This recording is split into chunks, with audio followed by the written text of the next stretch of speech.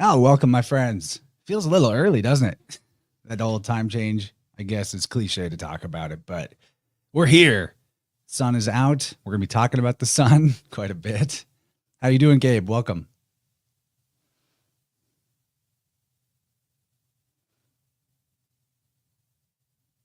Okay, we're still a little delayed. I think we can make it work though. We'll just raise our hands at each other. It might even fix itself sometime through there. Uh, am I coming through okay to you?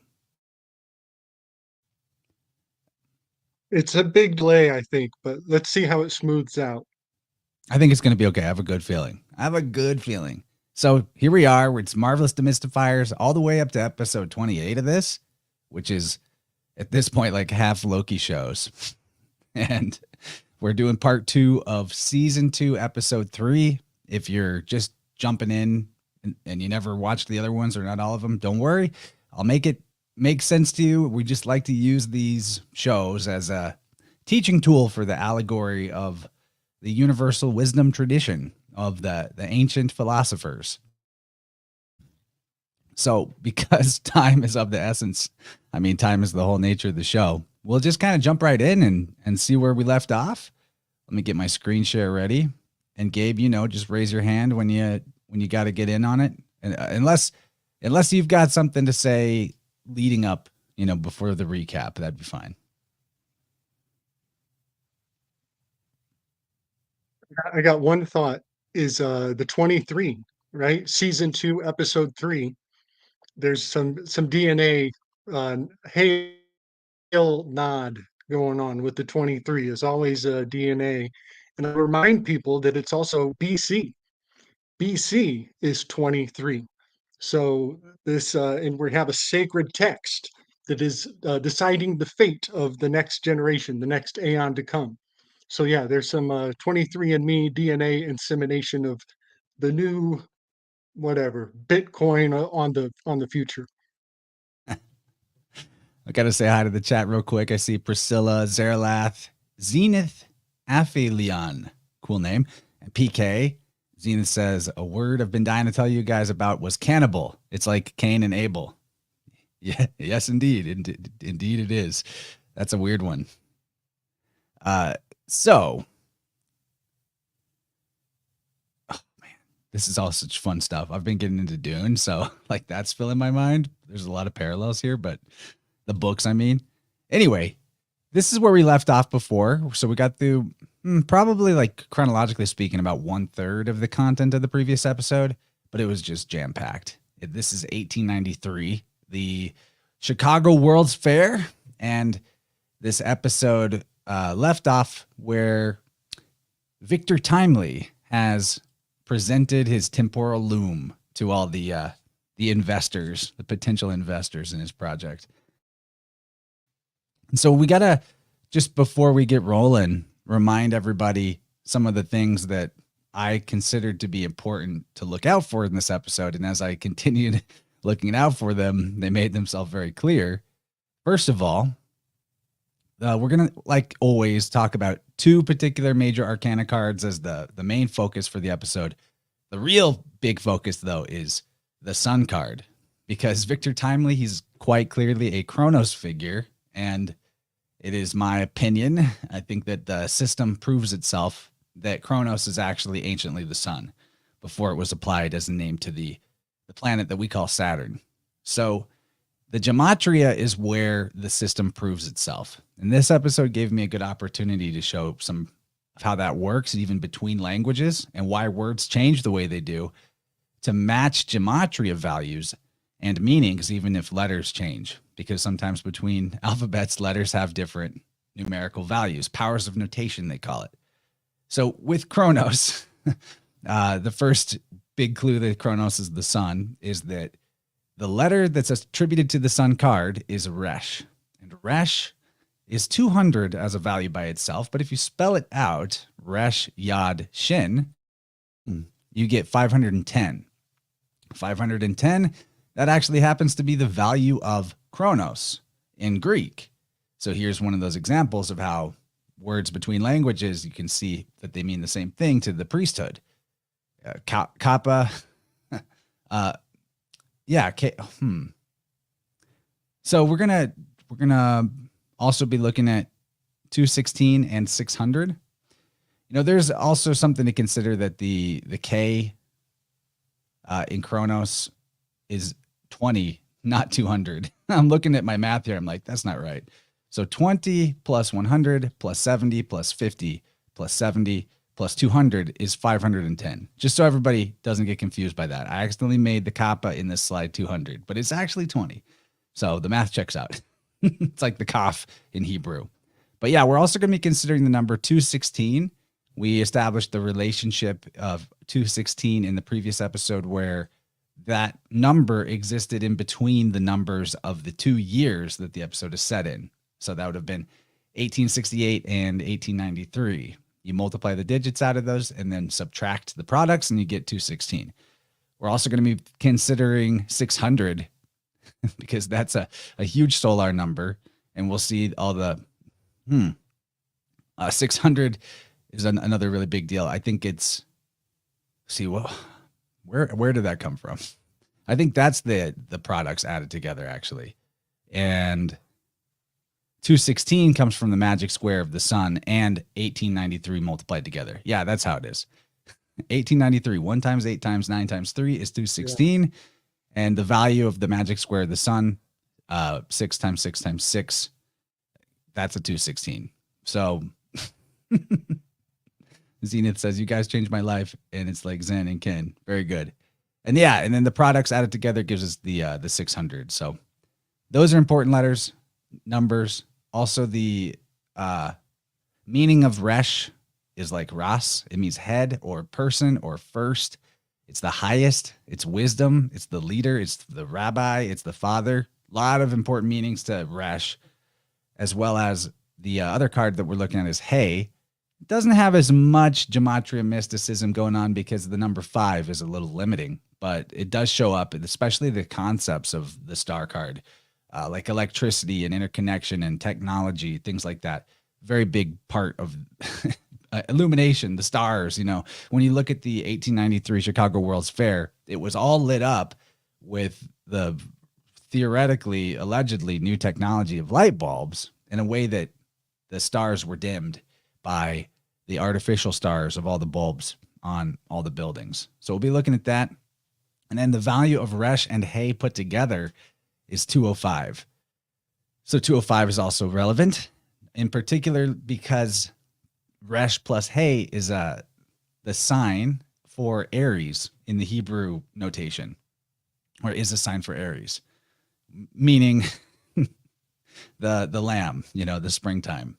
And that's kind of where we left off in the previous episode, because we established how Victor Timely versus He Who Remains, the Kronos figure in his winter form, He Who Remains, and his springtime, spring chicken brand new form as Victor Timely, they're like the two goats of the temple. The scapegoat for the Capricorn version, the winter version, winter solstice, and the victim, because that's what victim means. It's the sacrificial offering. And the first 3 letters of Victor Timely of his 2 names, VIC and TIM, you get victim right there. It's too good. It's too good. So our heroes are starting off where we are at here, wanting to bring Victor Timely back to the TVA because, as I said, he's the Holocaust. He's the sacrificial victim. And that's also why the original He Who Remains is outside of the TVA, even though he runs it. He's at the end of time. He's like the outcast, right? And we should also add that Jonathan Majors, the guy who plays these 2 characters, he's been fully scapegoated. He's completely fired. He's no longer going to be Kang. Who knows what they're going to do with their interwoven Marvel mythos, but he's the real life scapegoat. Yeah. Yeah. So I love what you've discovered out of the anagram of his name. It's victim later.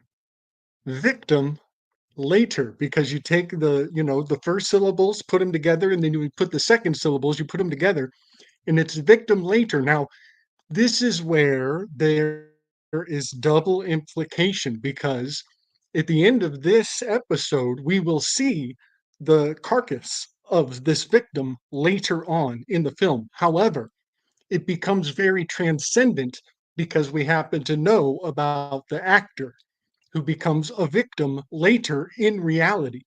And so the meta echoes and the layers of the babushka are really significant. So yeah, I'm glad you found the victim later. Uh, yeah, because it unpacks, and it probably will continue to. Like, what happens when that actor dies? Like the nature of his death is probably already foreshadowed in these series. We just haven't seen it yet because that headline has not been introduced to the zeitgeist yet. So yeah, we're probably treading on a lot of foreshadowing for that guy's, the actor's actual fate. And the PK wants to know if we got any juicy deets on his firing. I mean, if you want to look into the Hollywood tabloids, I kind of just scanned them to see if it was a thing, but it has to do with being convicted of some kind of like assault or abuse charges to a lady. He seems like a a bit unhinged. It comes through in his performances. It's like one of those things where I don't think he's acting. He might just be crazy, but who knows? You can't trust any of these like Disney folks or actors. Although I kind of like Tom Hiddleston, the guy who plays Loki. He seems legit, but you never know. So in what follows next is after Victor's given his big. Oh, go ahead. I just wanted to mention on the Resh. I think it's a very significant aspect of this episode, because the world's fairs are where people went to get inspiration. It's where they got their head filled up with ideas. And there's something about this resh. It's the rushing intake of breath. It's also the moment when Adam and Eve had the scales removed from their eyes. It's as though they had seen the heavens for the first time. And so there's a gasp. There's like a that is the spirit filling you with ideas. And so the Resh is so significant in the inspiration of the World's Fair. And it even has to do with the hot air balloons that they fill up with a negative buoyant energy that allows them to fly at all. So the Resh of inspiration is also what happens to the hot air balloons. So I just wanted to put the hot air balloons back on the map. If anybody forgot from the last time, that's very significant. What you say is really pertinent indeed, because you can look at Resh as being related to the idea of the Ruach. It's a very close word. S sounds or SH sounds can easily philologically change to a or a K sound. So Resh and Ruach definitely related. Ruach is the spirit. So in terms of the interesting dual nature of putting the sun and the star card as the things we're analyzing most closely in this episode, it's like the Resh is the gasp, the inhalation of in wonder. And then the hey is like the whoa, hey, the exhale of when you're in awe. So you're absolutely right about that. 100% right. And there's other Ruach things that will come through. It's almost like we're disambiguating the Owen Wilson's wow. We're actually embodying the wow on this episode. The wow factor. This one will give you some wow, I think. So he's given his big presentation about his temporal loom and his free energy time manipulation device, and the crowd of interested parties, including Renslayer, competes for his attention, and we're then told that his device is a prototype. He's talking to a robber baron. That's a very historical archetype as well. In fact, like what you said with filling people's heads, their resh, with wisdom or information in the World's Fair, that seems to be the whole purpose of the World's Fair, was to create the narrative of history of America and what other places and peoples were like. I'm not saying there was like a complete societal reset But if there was, the World's Fair totally fits as a thing that you would do to set the stage again, to like reset the table with all the brand new humans and what they're supposed to think about the universe. It totally would fit. So one of the things with the number 200 that the letter Resh represents, it's very he's talking about his prototype, and a similar word to prototype would be archetype.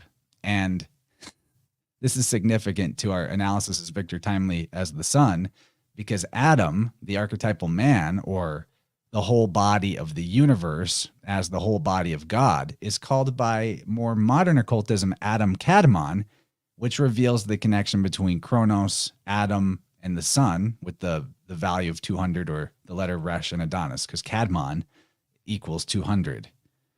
The name the Greeks gave to the Phoenician, the mythical Phoenician that gave them the alphabet, was Cadmus, in Hebrew QDM, same first three letters as Kadmon. The giver of letters is the Logos, of course. You know, that's always often an attribute to the gods of eloquence, the Hermes, the Mercury, Odin getting the runes, you know, even Ad in Adam, Ode in Odin. You know, Adam is also Adonai. Or the ancient author Stephanus says that Kronos was called Adonos in Greek.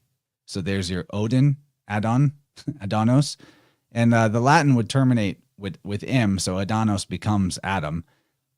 So Kronos is Adam. And he further says that this Adonis, is Adanus, but it's exactly the same as the Phoenician Adonis, that he was the son of heaven and earth. So now contemplate the Hebrew Old Testament using the word Adonai to refer to God, where in the English translations, they simply put God or Lord as the word. The archetypal man is the first image or body, the prototype. And so now you understand the mystery that Kadmon would be an epithet of God, and it is in Hebrew.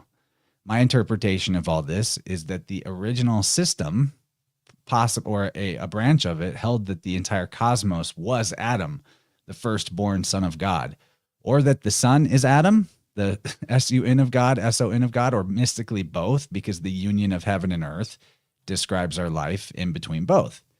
And another interesting bit of math to consider, back to prototype, is the Hebrew word for prototype. It equals 168, which is the value of 24 times 7. That would mean 168 hours are in a week. So the week is like the prototype of cycles. You know what I mean? It's an archetypal man, Kronos, Adam, is the prototype, of course. So if you add hey, meaning the, to Kadmon, it becomes 205, the archetypal man. We'll see more of the 205 later in the episode. So there's a lot to that. And we'll just look at this Etruscan ash box right here. This is an Etruscan artifact depicting the Battle of Cadmus with the dragon supposedly from the 2nd century BC. Now, Cadmus is the mythical founder of Thebes, and also, like I said, the giver of letters.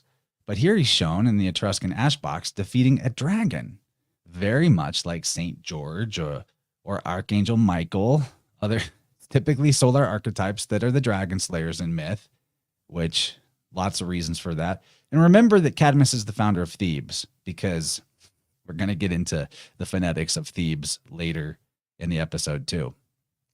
But this is a really cool artifact. So next we see Timely talking to his robber baron, who says, no, I was thinking along the lines of a partnership. And he says, nope, I don't do partners.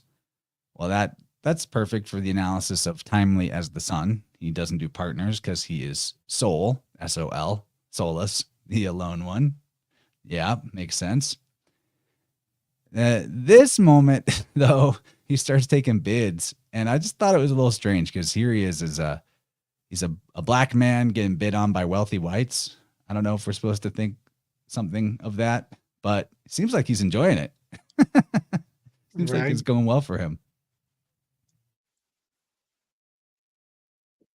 That's an interesting point. Yeah. There's definitely a bit of a vanity aspect of it. That's very interesting. Now, this one of the bidders, the robber baron, he's like pushing aside the plant who was in the crowd. Timely had a plant in the crowd, and he's call him a hornswoggler, which is kind of fun because, first of all, hornswoggler is a term to indicate trickery or deceit, but a horn is the QRN. That's the root of Kronos. We'll see more of that later. Then we have, this is fun. Loki ends up stepping on the foot of this big, brutish man. The stepping on his foot is equal to saying his shoe was stepped on. But the shoe has the same value, 200, as resh. The word is like nolim. It's something like that in Hebrew. The pronunciation is always tricky, but it's same as the sun or resh. The head. So, your foot and your head connect to each other. That's the archetypal man. That's the zodiac man, Pisces to Aries. But also the shoe is, along with the sun, it is a symbol of the motive power, or that which causes motion, because the shoe represents the ability of movement. I also wanted to add that in the Heliopolitan cosmology in Egypt, Atum, which is the same word as Adam, Atum or Atum, the creator, created the Ennead, or the 9 divines, including the sky goddess Nut and the earth god Geb. Because Geb and Nut were locked together in intercourse, nothing could exist upon the earth because there was no space between the earth and the sky. So Shu is the god that separated Nut from Geb, allowing manifest reality to emerge through duality. The Greeks associated Shu with Atlas, whose name is basically Attis, which is the same as Adam. Oddly, it's our shoes that separate us from the earth as well. Like our physical shoes. So here's a old piece of sculpture that basically shows Shu in a similar posture to Atlas. Fun times there. Now we see the trickster Timely and the plant he had in the crowd. It was his own controlled opposition, who he had prepared with a tough question or a bid that Timely secretly had planted so that he could seem genuine and respond to the logical criticisms. I forgot what this is called in rhetoric, though. It's like a Greek tactic where you plant somebody in the crowd. I think Gabe will know what that's called. But it's interesting because he conceals the money that he was given by the bidder in this guy's hat, which is like another reference to the resh for the head, since that's where you put hats. He wisely puts it in the resh. Totally. Yeah, you're right. I think it is a plant when you put somebody in the crowd to say something that you anticipate that actually plays into your agenda and makes you, look like you're Mr. On the ball. Um, there is a great amount of like insider trading language going on in this scene because you mentioned the bids, and I think it was Seven Bomar who mentioned how we have Joe Biden and Vladimir Putin. And so the two power players on the global stage are Puts and Bids, which is the stock market nod, right? The puts versus the bids. And uh, and then sure enough, they go from I think the first bid was 500, and then the final bid was 1,000. So there's a 5 and a 1. Going back to our 5 and our 1 earlier.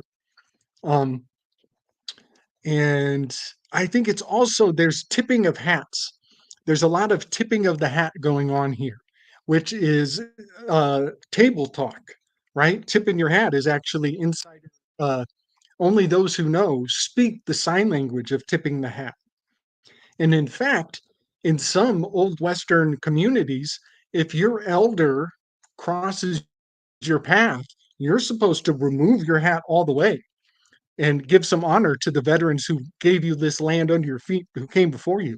So that, and also when a lady walks in the room, you all stand up and offer your chair and take off your hat and, show some damn manners, you friggin' heathens.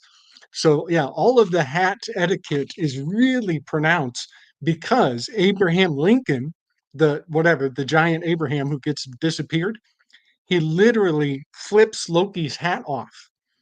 Chance, have you ever had somebody knock your hat off in disrespect? Has that ever happened to you? Like real legitimate disrespect? I don't remember. Nothing that sticks out, but maybe it's happened. You want me to pull up your image, It, Gabe? I'll go it ahead. is, it's worse. Yes, yes, yes. So when somebody knocks your hat off in disrespect, it is worse than being punched in the face because it wasn't anything significant. It was symbolic. And because it's symbolic, because it's artistic, it has a plausible deniability. So they're not knocking your hat off, but it is symbolic of taking your head off. It literally is like, I remove your head, but nothing really happened. This is just theatrics. And so the plausible deniability of theatrics is the pinnacle of subversiveness. And this is part of why I changed my channel from the slick dissident shared learning experience. I've altered it to the shared artistic expression because art has more subversive power. And that artistic subversive power, I think, is going to be one of our greatest weapons in our own arsenals. So, yeah, when he gets his hat knocked off, the hat doesn't come back. It's gone for the rest of the episode. That's actually an interesting symbolic nod. A tip of the hat is going on, and then sure enough, when Victor Timely goes and pays the guy, he pays him under the hat. So there's all this like gentlemanly. The word gentleman in Latin is caballero. The word gentleman in Latin literally means like cowboy. So yeah, there's a lot of cowboy talk in the signs and symbols of this room full of bids and puts in the market that's going on here. Oh, you caballero, if you just do the BP switch, which would happen, you have a capa. It's your cap. Gentleman is the guy that wears the cap. Good stuff. Maybe the fact that this episode has to do with like the birth of the sun and Aries, that the the hat not coming back is, you got the clip. You got the old just was Well, yeah, born, clip the tip. yeah, totally, yes. You know, in Aries is the Perseus constellation, and he's holding the Medusa's head and a purse, the red bloodied sack that he kept her head in. So yeah, the tipping of the head, the resh, the head of Medusa, is totally in Aries. That's very apropos. And Oh then yeah. this guy, he gets disappeared. He gets disappeared and reappears in that the pig's wagon that we saw earlier. Um, there is a great deal going on with that. Whenever I see pigs symbolically involved in sacrifice, my mind goes directly to Spain and the mythological value of the fact that the Hebrew altar of Gibraltar is is a point of contention. It's also that 37-degree Mason-Dixon line, which PK has pointed out. History has moved the Mason-Dixon line to 39. It depends on who you ask and when you ask. PK is right. It is actually recorded at 39, and here we are in 1893. The 9 and the 3 is very significant. But I just wanted to say the crossing of boundaries, this tipping of the hat was one transgression too much, but it's symbolic. It's not a real fight. And so the fact that he responded with theatrics might be telling us that most of war, most of all historical confrontation is theatrics. It's smoke and mirrors. Well, it occurs to me now that the Greeks associated the god Ares, not exactly the same as the sign Aries, but there's connection with the boar. And in fact, that's how Adonis died. Adonis was killed by a boar that some said was actually the god Ares transformed, and Ares is the god of war. So the pig is the domesticated boar. And not also, you could even make a case that Resh and Ares are like an anagram for each other. If you pronounce the S like Greeks often do, Oh they would say like yeah. Arish. Nice. Nice. That's totally there. Totally there. Something else that's there. We have back to our 216 and our 600. First is we're seeing Renslayer here. These females, Miss Minutes and Renslayer, are like the oracles and the Yoni power. They know the secret of the Holy of Holies. And that's what this word DVIR in Hebrew, which I think is probably like diviner or connected to that root, deva. That's a 216. It refers to the Yoni, the Holy of Holies, the female oracular power. But then there's this word, mim, yen, nun, kaf, tav. Yeah, minquat. I don't know how they pronounce it, but it's a wet nurse, but it's also biblically or poetically the idea of the bowl for libations or the sprinkling vessel, like a baptism water vessel or a holy grail. So, what do you do after the baby is born? In the zodiac, the baby being born is possibly, you could consider the new year born at the spring equinox with Aries. You baptize the baby, right? And they're basically planning to anoint Victor Timely as their future Messiah. In a way, you could consider her like a wet nurse because she nourished him when he was a child with wisdom by providing Victor Timely with the TVA guidebook. There's also a correspondence with the Hay or the star card, the number 5, as the idea of a door or a gate or a division, because there's one word, bet alpha, like BBA. It can have a meaning referring to in a time to come in the future, because the gate indicates a transition from one state to another. This is a mystical correlation between Resh and Hay, 205, because Resh means wisdom, and words for a gate, which is what Hay can mean, in Greek is pile, and in Indian or Hindi, it's pule, which are both phonetically a match to the pal of palace, which is wisdom. So there's all this all this phonetic linkages that connect these two concepts really closely, the gates and the wisdom. And the gate, and that is also in Aries, that the gate to wisdom is in the head. It's the third eye. That's the portal. That's the gate, the pile, the pule, all of the above. So we have the tipping of the hat, and Loki, after he gets his hat knocked off, he uses, which was not a wise decision.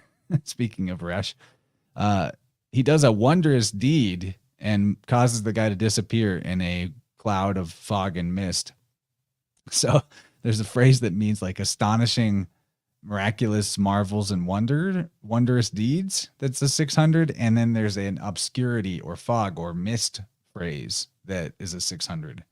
So that's kind of fun. It's like the hidden miracle of the cycle of time. Definitely there. Totally. Totally. While we're talking about hats and tipping the hat and knocking hats off and making a show of things, I think the theme of the circus is really strong with this episode because we're coming up on the wheel of the Ferris wheel.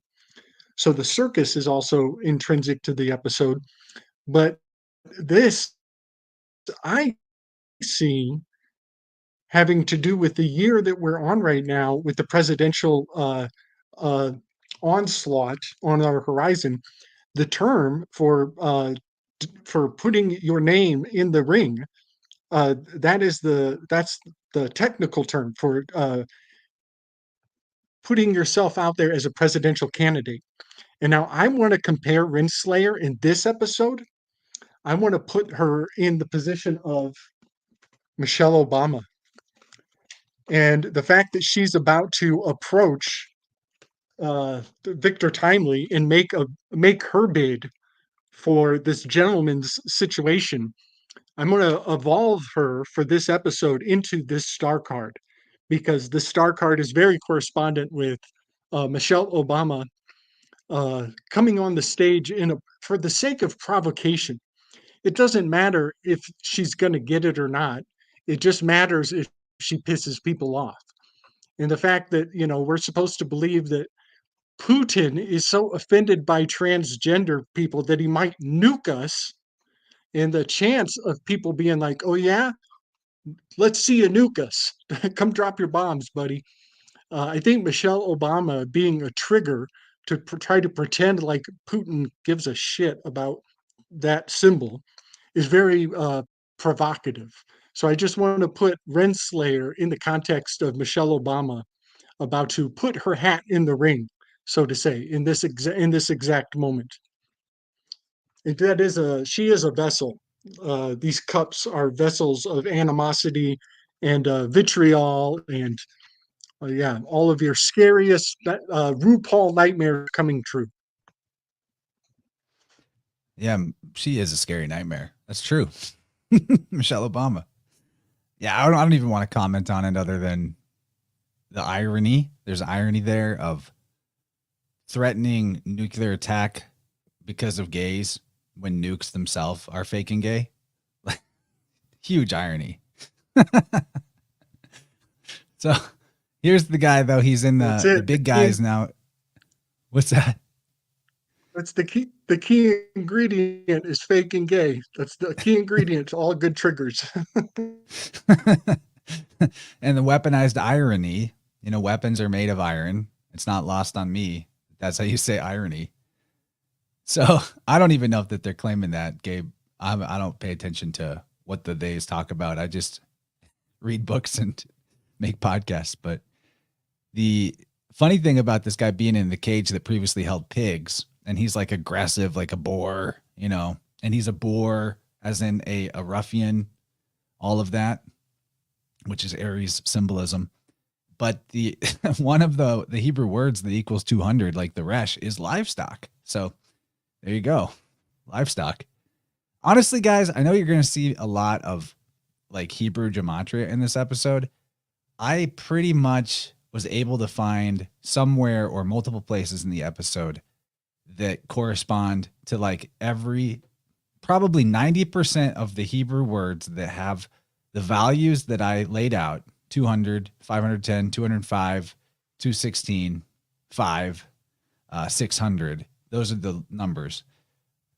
Pretty 90%, maybe more, of the words that I can look up that have that from ancient Hebrew, like biblical Hebrew, that have those values, they show up in this episode one or more times. So that's why I go nuts with it, because it's almost like that's the programming algorithm they use to write the script or something.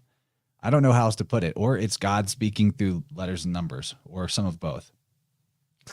So now, though, we move on to the drama of who gets to take Victor Timely with them. Is it going to be Loki and Mobius, or is it going to be Renslayer and Miss Minutes? And this competition ensues as he realizes that the competition for his attention is complicated because both parties already know each other. And then remember in the previous slides a few back, I mentioned prototype, and I said that the word prototype in Hebrew is 168, and that's the number of hours in a week. And here in this scene, a guy walks up and he's like to Timely, "I want my money back, Timely. These trousers don't work. I told you they were a prototype." Well, perhaps I can come by next week. Next week? Next week. Yes, fine. So there it is, like prototype and the week. Here it's mentioned the dupe is being placated by being told he'd be helped out in a week's time. So that I didn't even know the second occurrence of prototype was coming up. And I was like, yes, I was right to think so, that we should be thinking about the week. Very good. Jolly good. And then we see Loki having the realization that Timely is a con man, a confidence trickster. And Timely puffs up his chest, like literally grabs at his chest, and he's like, "Luminary is the word you're looking for." A luminary, you say? What's the greatest luminary? Is it the solar luminary? And is confidence a solar plexus trait that he's puffing up right now with confidence and holding at his chest? I think so. I think so indeed.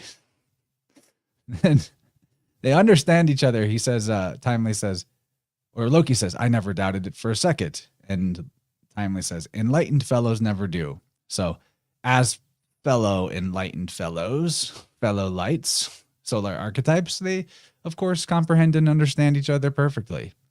Now, this is about to get fun. This is a big, goofy chase scene through a lot of parts of the 1893 World's Fair, which, by the way, they did a great job making sets for this show. Like, a lot of these sets were physically built in even like some of the alien worlds and stuff. There's a lot of creativity to that. It's part of what I like about the show. You feel like it doesn't always feel just pure CG. You kind of feel like you're there. In fact, from what I can tell, this is assuming that it's accurate, if it is accurate, is allegedly the most accurate portrayal of the Chicago World's Fair in film. So that's fun for people that find that to be one of the weirdest events of all human time. Interesting. Yes.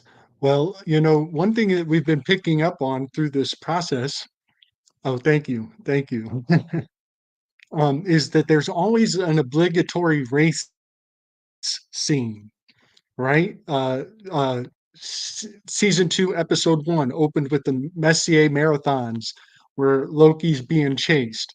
And then the next episode was Loki chasing Brad.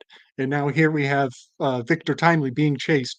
So this racing aspect is just strangely obligatory. But I just want to remind people about the 12-day around the clock manhunt for John Wilkes Booth. I think we're seeing echoes of that, of the assassination of Abraham Lincoln, are being seeded yet again in the film, which is just fascinating because we know about the threads between Lincoln's assassination and JFK's assassination. And right now on the global stage, we have a JFK descendant. We have the JFK blood is being recirculated in our language, and JFK is embodied by the Sun card. And so to have the echoes of the Abraham Lincoln assassination rippling forward through the trauma cycles onto JFK and splashing into reality right now is very profound because JFK Jr., JR, is a 1-9. And this is his card, as far as I'm concerned. And JFK Jr., he echoes back to Walt Whitman and Thoreau. This is Whitman and Thoreau right here, basically. Thoreau was accused of being an anarchist, which has some RFK echoes, right? He's supposed to be the voice for whatever, the rebel forces. There are also echoes into Al Gore, who is Al Gol, that is the demon star in the hands of Perseus. That is the Resh that he's holding, is Al Gol, the demon star. But their common thread is environmentalism. Thoreau was a spokesperson, was a polyhymnia rhetorician for environmentalism.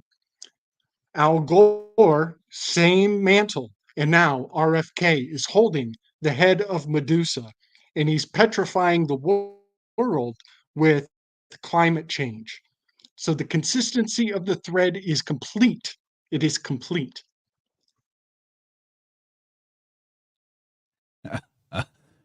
You brought up assassination. Did you know that the World's Fair in Chicago ended with the assassination of the Chicago mayor? Bum, bum, bum.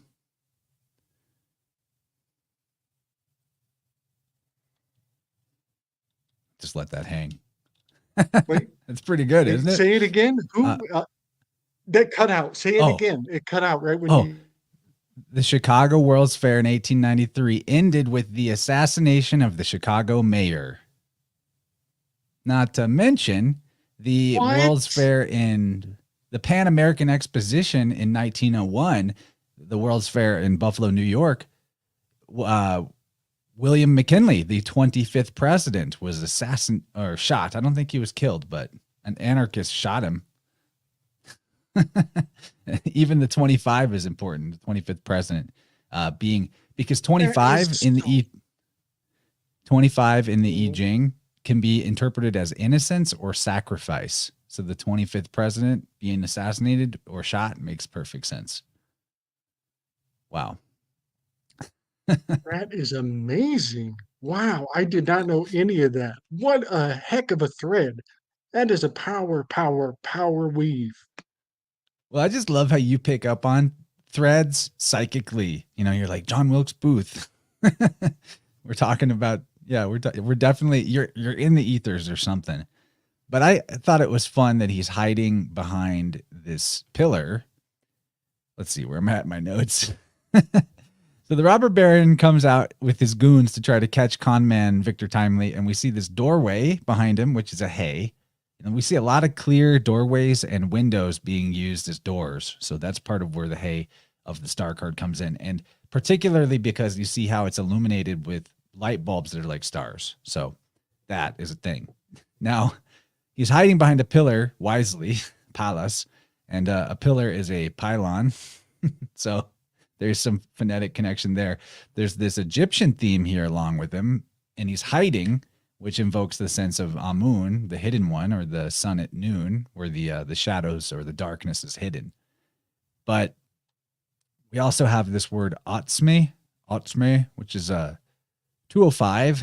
And I think I spelled it differently, or transliterated it differently when it comes up later. But we see a lot of throngs or multitudes or crowds. But it's very much a hay idea or a star card type of idea, because another way to understand this word in Hebrew isn't so much that it can be used in context as a crowd or a multitude of people or throng, but it also is like numbers and strength, like the strength of numbers, which is Aquarius is kind of like that. It's the strength of the whole made up by its parts. So those two things. And I really like this slide. I wanted to say too about the multitude is how the solar generative power in the spring equinox gives rise to the multitudes of life that spring up at the time of spring, which is why the word that refers to a big crowd like we see here is equal to 205, which is the Aries signification. Resh Hay. The Ferris wheel is like the ferry. The bearer, because that's what it means in Latin, ferry. The bearer. Even think of like bear and fair. The F becomes a P or the P becomes a B. There's all this philological thing that makes you know that ferry and bearing are the same word. But it's the Ferris wheel is the carrier or bearer of Esh, ferry Esh. Esh is the fire solar symbol. And you have it totally grand, lit up all the way up to the top. We'll talk more about the Ferris wheel later. But in this slide, Gabe, you want to jump on? I'll save it for the Ferris wheel weave. Okay. So, first of all, there's a 216 here with the guy's raging, the robber baron. That's Resh, Vav, Gimel, Zayin equals 216. Means trembling with rage and anger. This guy is definitely, like, you can see his mustache quivering. But what I picked up on here that kind of tripped me out is how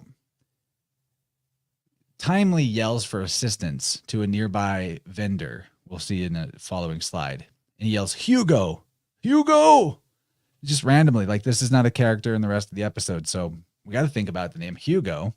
So I'm going to just start with the word in Greek, upsilon eta sigma, which you would pronounce hues. This was placed on the temples of the sun or temples to Bacchus. It's the origin of the IHS that you see in Catholicism with Jesus. The latter, the IHS, being a corruption of upsilon eta sigma. The hue of upsilon eta sigma is the same root as in hudor, which is the Greek word where we get hydro or water. So it's an indication of the solar symbolism laid up in water and rivers like Bach of Bacchus, meaning a stream in German. Hugo in German is a Germanic name that has an etymology that means mind or intellect. So there it is. The logos idea descended from the solar deity Hughes or Bacchus. The gematria value for Hughes, upsilon eta sigma, is 608, which is an updated version of the same idea of the Nero cycle of incarnating saviors, that the original system was altered from being 600 to 608. So we will look, we'll think about 608 when we think about 600, because the Greeks basically updated it from 600 to 608 for what their priesthood thought was necessary to make all their historical revisions work out. But basically pay very special attention to words with the gematria value of 608 as they pertain to this system, because this Nero's cycle of reincarnating saviors, whether it's Cyrus or Pythagoras or etc., or Jesus or Mohammed, this is like the secret of secrets of the system, is this knowledge of the cycle. An example of another word that will show you this change from 600 to 608 would be the word fen, which would have potentially been spelled phi nun nun, which is 600, but then you add in the eta, which is the e in fen, and you have 608. This is actually the same in let's see. Yeah. This is the root of the fen of the Phoenician or the Phoenix or the Irish calling themselves Fenians, or the word ben in Hebrew being son, as the P and B can interchange. Clearly, Victor Timely, he's a reincarnated he who remains. So he's a Phoenix allegory, solar allegory, of course. To add to the symbolism here, though, the Egyptian themed background has, you can just barely see it, but there's palm trees here. So the palm tree was the bayan, or the ban, which is the same word as fen, P and B switch. It's also like ion, bayan, which is a name for time, or Kronos, with the B in front. So the BP swap, in effect, meaning the name Bion for palm, is the same as phi, nun, the fin, the pin, the phone, etc. The palm tree is symbolic of this cycle of renewal of incarnations of the Savior, because it possessed the faculty of renewing itself without the process of generation or fructification, like the serpent. Some palm trees last hundreds of years, and they don't really change throughout the year like the seasonal climate trees do. So it's a lot like why the Christmas tree is evergreen trees in more northern climates, because they're both trees that pretty much just stay the same. So they're thought to self-renew. They're thought to have that immortality. The ancients actually might have thought the palm tree was immortal, because the author of one of the Psalms in the Old Testament of the Bible talks about the righteous shall flourish like the palm tree. You even will see a similarity in the word psalm and palm. The Egyptians called the palm the bai or bay, and they gave the same name to the soul, ba or bay or bai. And we don't really know how Egyptians pronounce words. It's also said that the Holy of Holies in the Egyptian or the Hebrew tabernacle was surrounded by palm trees. You've got the Hebrew version of this is pei ayin nun hey, which is, or a Hebrew version of this, that's translated in the Bible about Joseph to be a word that means augur. So there's a connection to the auguries, because the whole prediction of the next coming of the cycle or the Savior was one of the main reasons to have augurs. Godfrey Higgins thinks that this Hebrew pei ayin nun hey is the same as, or it's definitely an anagram for the fin of the phoenix, like the Phoenicians. There's a quote I have here from Godfrey Higgins in Anacalypsis, where he says, I apprehend the palm tree or the phoenix tree was the sacred tree, the tree of wisdom, for another reason, from the use of its leaves for the purpose of writing. Of course, you see here, this isn't the kind of palm tree that has those type of leaves, but some have big, broad leaves that you could use to write on. It had the name of the Daum tree, tree of the Aum or Om, dome. The phoenix was the Om, the cycle of 600. It was the ornament of the Holy of Holies of the Jewish temple, of the Ion Tan Ionon, the eternally renovating cycle, which was one of his names.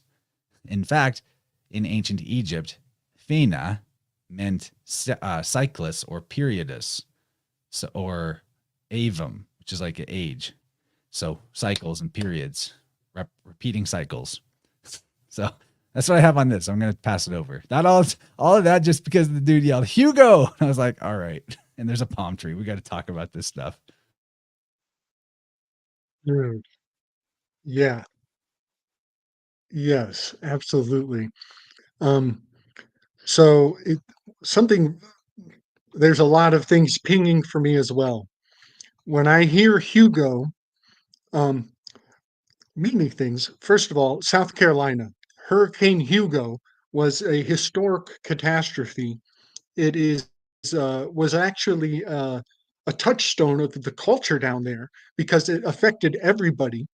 I happen to have lived in the wake of Hurricane Hugo in South Carolina. In the Carolinian state flags are central around the palm tree. And so to hear Hugo and see a palm tree and have lived in the Carolinas before, I also know that the 37-degree marcation of the Mason Dixon, that crucial boundary, but also the Carolinian bloodlines are signified here powerfully. And then, Chance, can you pull up the actually, can you pull up the Wikipedia link? Because I want people to look at this guy's face, like take a mental picture of this face, and then can you pull up Hugo de Groot in the Wikipedia link I telegrammed to you? Just pull up his picture because it's almost like the same guy. Uh, he just needs my beard. Like those eyes kind of match. Hugo de Groot is the Mozart of international law. And then, Chance, can you pull up the image that I sent you that is a Slick Dissident original? When I I got to studied say, though, Hugo de Groot, I think that. Go ahead. what if AI generated all of this Renaissance art and all this history is totally fake? His eyes are weird. Anyway, go ahead. Well, we definitely know that the movie is generated. uh, but this is kind of part of I am Groot. I am Groot. This root stem, this rhizomatic rootstock of culture. This character is the bedrock of international law. And when you take on the identity, when you play games with the bullshit I fake it, you are in his domain. And he is the Mozart, again, with subversive art, using art to subjugate the people.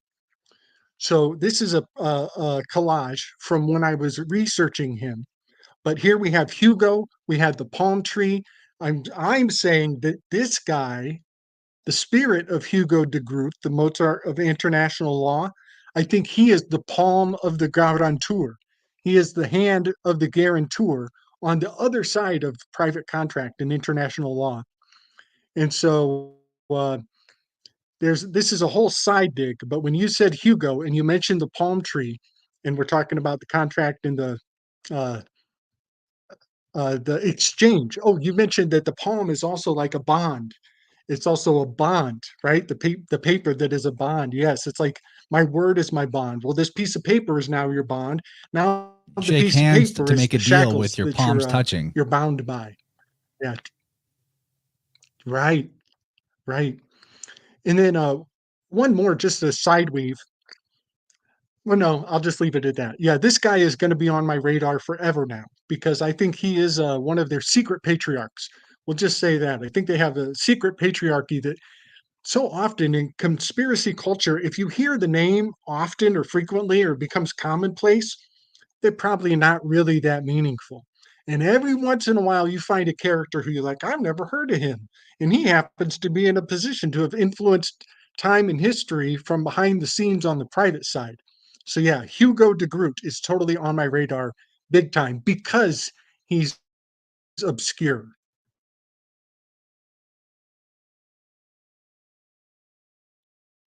That's always a clue.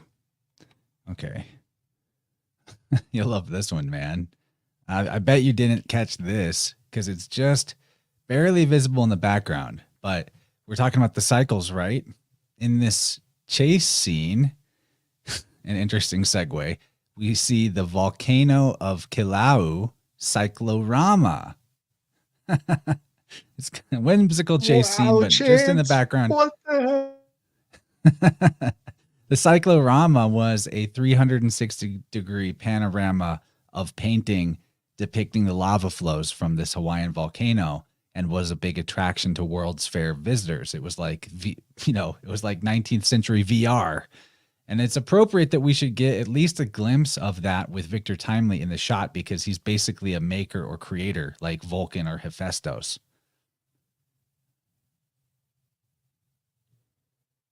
Have at it, Big volcanoes. time. What a catch. Excellent catch.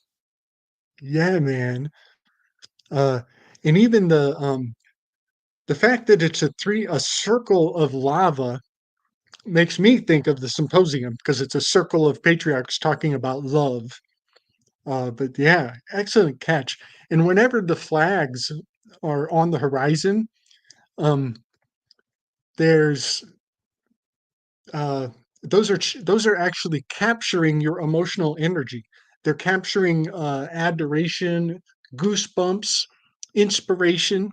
They're yeah, totally seeding ideas. Nice. That is so obscure.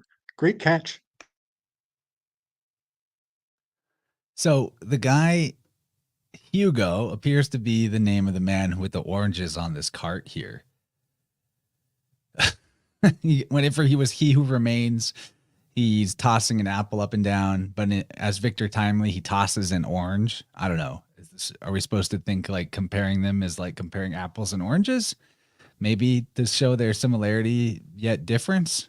I'm not sure, but citrus in general is it's very solar, of course. There's that. I mean, the light of the sun can be orange. That's all fun.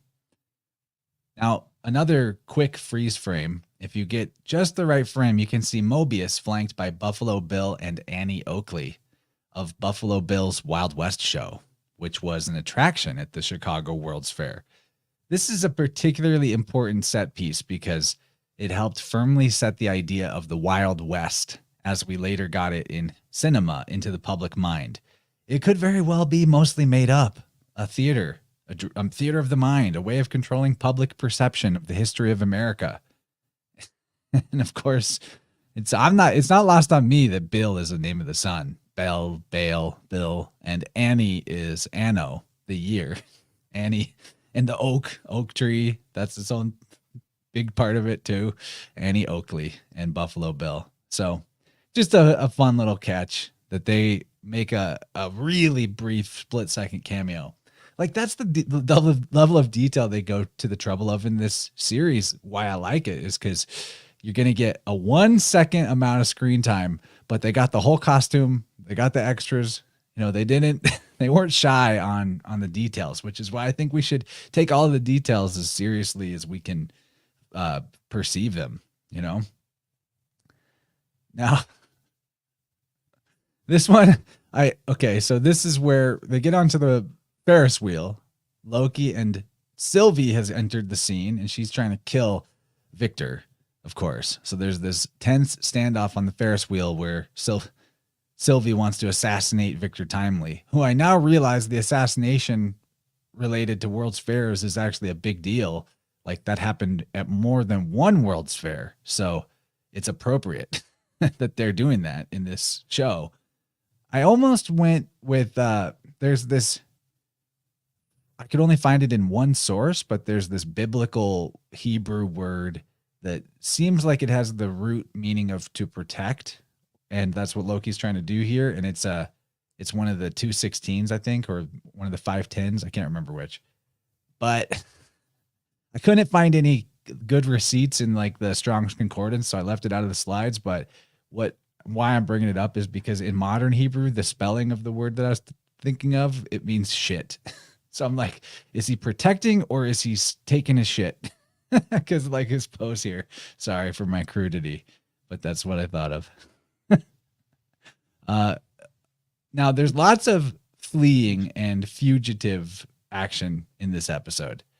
Renslayer is identified by Mobius as a fugitive here, and the entire half of this episode is about Victor fleeing like a fugitive. So this is a connection back to our star card encoding because the letter Hey, the value of 5, is the same value as Ara, a biblical Hebrew word, whereas a noun, it's fugitive, whereas a verb, it's to flee. So that's like a big part of this episode. Interesting.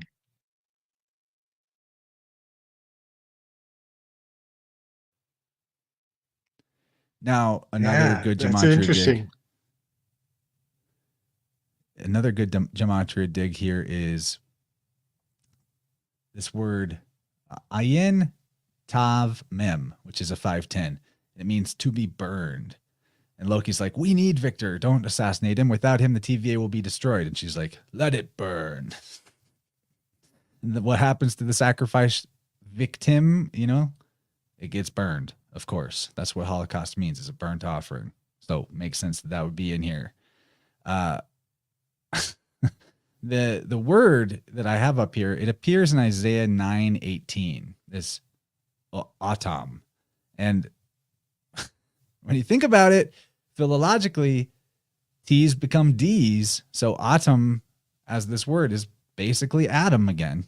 There's that, and then secondarily, as in the context of Isaiah, where the word is used, it's like, by the fury of the God of hosts, the earth was shaken. Next, the people became like devouring fire. Not one of them spared the others. So there's like the power of a multitude and the locusts swarm of it all. And of course, yeah, Resh is a 510 when it's spelled out. That's why we're using 510s. Then you have a 600 in the word shin, shash, I guess. The 600 has a poetic meaning here of white marble. This is also how you spell the word 6 in Hebrew. It's shin. But the white marble could be white linen or white marble. I mean, that's this city. The whole city was this white marble. Or plaster, depending on if it was real or fake. Yeah. Man, that is so interesting that you spell it with a shem because that's just like digamma. The 6 has some kind of strange superstition around it. That I wish I knew more. Like, I wish I knew a lot more because it's so pronounced. But they don't even call the letter 6 or the number 6, they don't even call it by its own name. They refer to it as twice 3. So digamma is using a prophylactic word to address an idea that I think the Greeks were deeply superstitious about the number 6. And I think they still are. I think this is still a linchpin it's a mystery of mysteries. But you're telling me that even in Hebrew, they had to refer to it as twice 3, shin. So even there, they're using a prophylactic to refer to something without, it's like the number that shall not be named. And I think that the 6 is actually it's like a poison pill that they let other cultures attach to. And if you're like, yeah, I associate to the 6 in various ways, then it's you've defiled yourself. And those in the know who are like, yeah, these dumbasses, they went and they accepted the 6, but we know better. So, and it's not just the sex. The sex is the psychological aspect of it. I think there's something even deeper behind the mystery of it all. But I just have to say that because, um, okay, I know I sound crazy, but Chance, I'm beginning to understand. I'm beginning to overstand that to overstand is to be superstitious, but to understand is to underthrow, is to be a subject. If you're subject, you're saying, I understand. That means, yes, I am the subject. But to be a subject means you didn't throw hard enough. Sub, under, ject, to throw. So if you're subject, you didn't throw hard enough. Your archery isn't very good. You got to draw deeper. You got to get a better draw. And if you want to get a real good shot, you have to be overstanding, which means you have to be superstitious. And now, what I'm formulating is something of a new, I'm carving out the new narrative from the sovereignty movement, where they're saying, no, I don't understand. No, I don't understand. I don't stand under this. I do not uphold what you're saying. I think there is a new level of sovereignty where you say, sorry, dude, who I don't know or recognize at all. I am superstitious. I overstand. I don't understand. I overstand. And so the what I'm carving out is that the new sovereignty is superstition. And if you can remain superstitious, you'll never get drawn into uh, the liability of saying, yes, I understand. Because as soon as you say you understand, you know you're lying. You know you're lying. So, yeah, superstitious is my new stance in life on all things. I get it, man. I get what you're saying. And I never even thought about that before. The digamma, for everybody to back up, is a letter from the ancient Greek alphabet that was the sixth letter, but it basically was like the Hebrew vav. It could also sometimes, it looked like an F, actually, how it was drawn. But the digamma, that means G twice, or gimel, or gamma twice. So gamma being the third letter, digamma, 2, 3, 23. That's what they're calling 6 in the ancient Greek alphabet. And here we have the word for 6 in Hebrew is shin shin. So there is kind of a digamma thing going on, and that equals 600. The Greek letter that equals 600 is the chi, which looks like an X. The Greek word for 6 is exi in modern Greek, exi. So there is something superstitious about the 6. I mean, it's the hex. It's not just the sex, it's the hex. I don't think we're going to get to the bottom of it today, but there's something to it. Something powerful. Yeah, man. And then I got to mention also the WW. Granted, it's a Shem, but it looks to me like a world war, a WW. Man, I never thought about it that way. Wow. Makes me think of, one thing that the shin looks like is It's a 3 wow. vavs connected. It's a WW. Wow. WW is the wow. It's the wow. Chance, we're looking at the wow. Wow. We found it. We found Owen Wilson's forbidden wow. It was not allowed. Oh, Cheney says W is just 3 on its side. There's something to that. So let's get into the Ferris wheel a little bit. Being on a Ferris wheel, she's okay. So Sylvie's like ready to kill Victor. She says, "Do you think I'm going to get any joy out of killing that man? If you and the TVA hadn't messed with him, he'd have remained harmless. But now he's going to become the thief of all free will." So first of all, let's anagram Ferris wheel, and we get freeze wheel. Freeze will. Phrase will. Frey is the name for the sun. You know that by the 608 that you get when you spell out Phi, Ro, Hey. So here's an example of how words can mean the same thing or the letters change. So we just talked about Finn being 608, which is Phi, Eta, none, none. Well, 2 N's is 50-50. That's 100. A row is 100. So if you swap the N's for an R, essentially, in the Greek system, you go from Fen to Frey, but it still has 608. And that's why That's why Frey and Fen are both words that are referring to the, the solar archetype and solar hero. It's also possibly why there's a thing that linguists do not seem to understand, and I don't have a better explanation than this, that in the rules of swapping letters, one of the letter swaps that occasionally occurs is in with R. And it's not like L and R where you can see how you can make that mistake just with your mouth not doing the right sound because they're close. But N and R, no, they're not really similar. But if you consider it that two N's makes an R in Gematria, and two N's together is no different than one N in terms of the sound, well, then you could start spelling things one way or the other way, but you're mystically saying the same thing, which is probably where the NR swap is coming from. So we're talking about the Ferris wheel, phrase wheel. Phrase wheel would be the sun, of course. I know.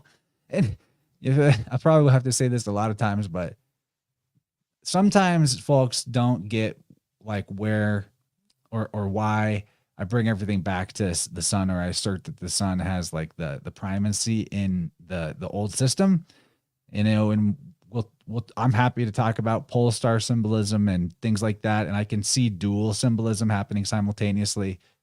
But just erase in your head, if you can, all your thoughts about, and all your cosmology about like, what is the sky and what is the earth and what is life? What is the sun?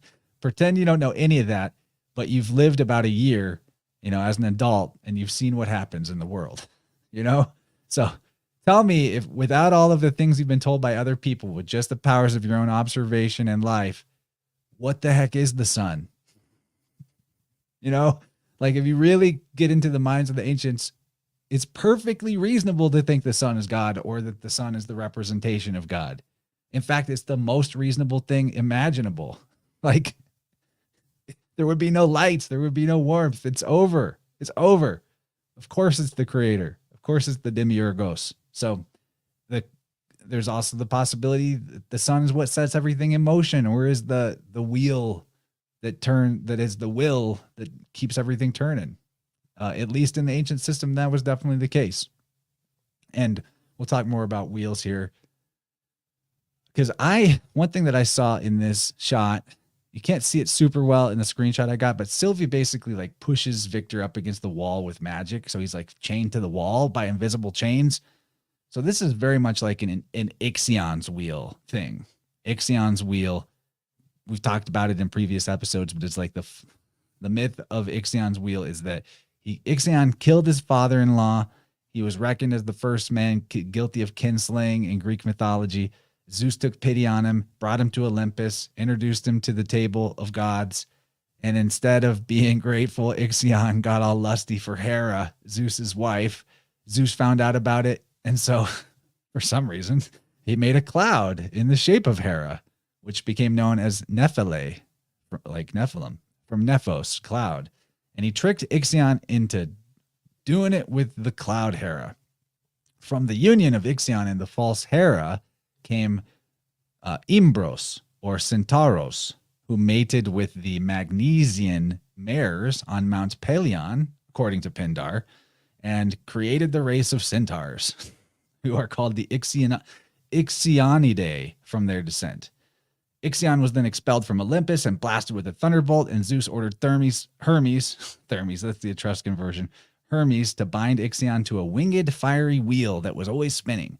Therefore, Ixion was bound to a burning solar wheel for all eternity, at first spinning across the heavens, yada, yada. The point being, my opinion is that this Greek mythology about Ixion and his wheel is potentially like a Middle Ages forgery cover-up of the fact that the crucified savior, whether on a wheel or on a cross, was extant in places like Italy and the Celtic and Gaulish nations and the Scythians, who were Celts, and all over the dang place.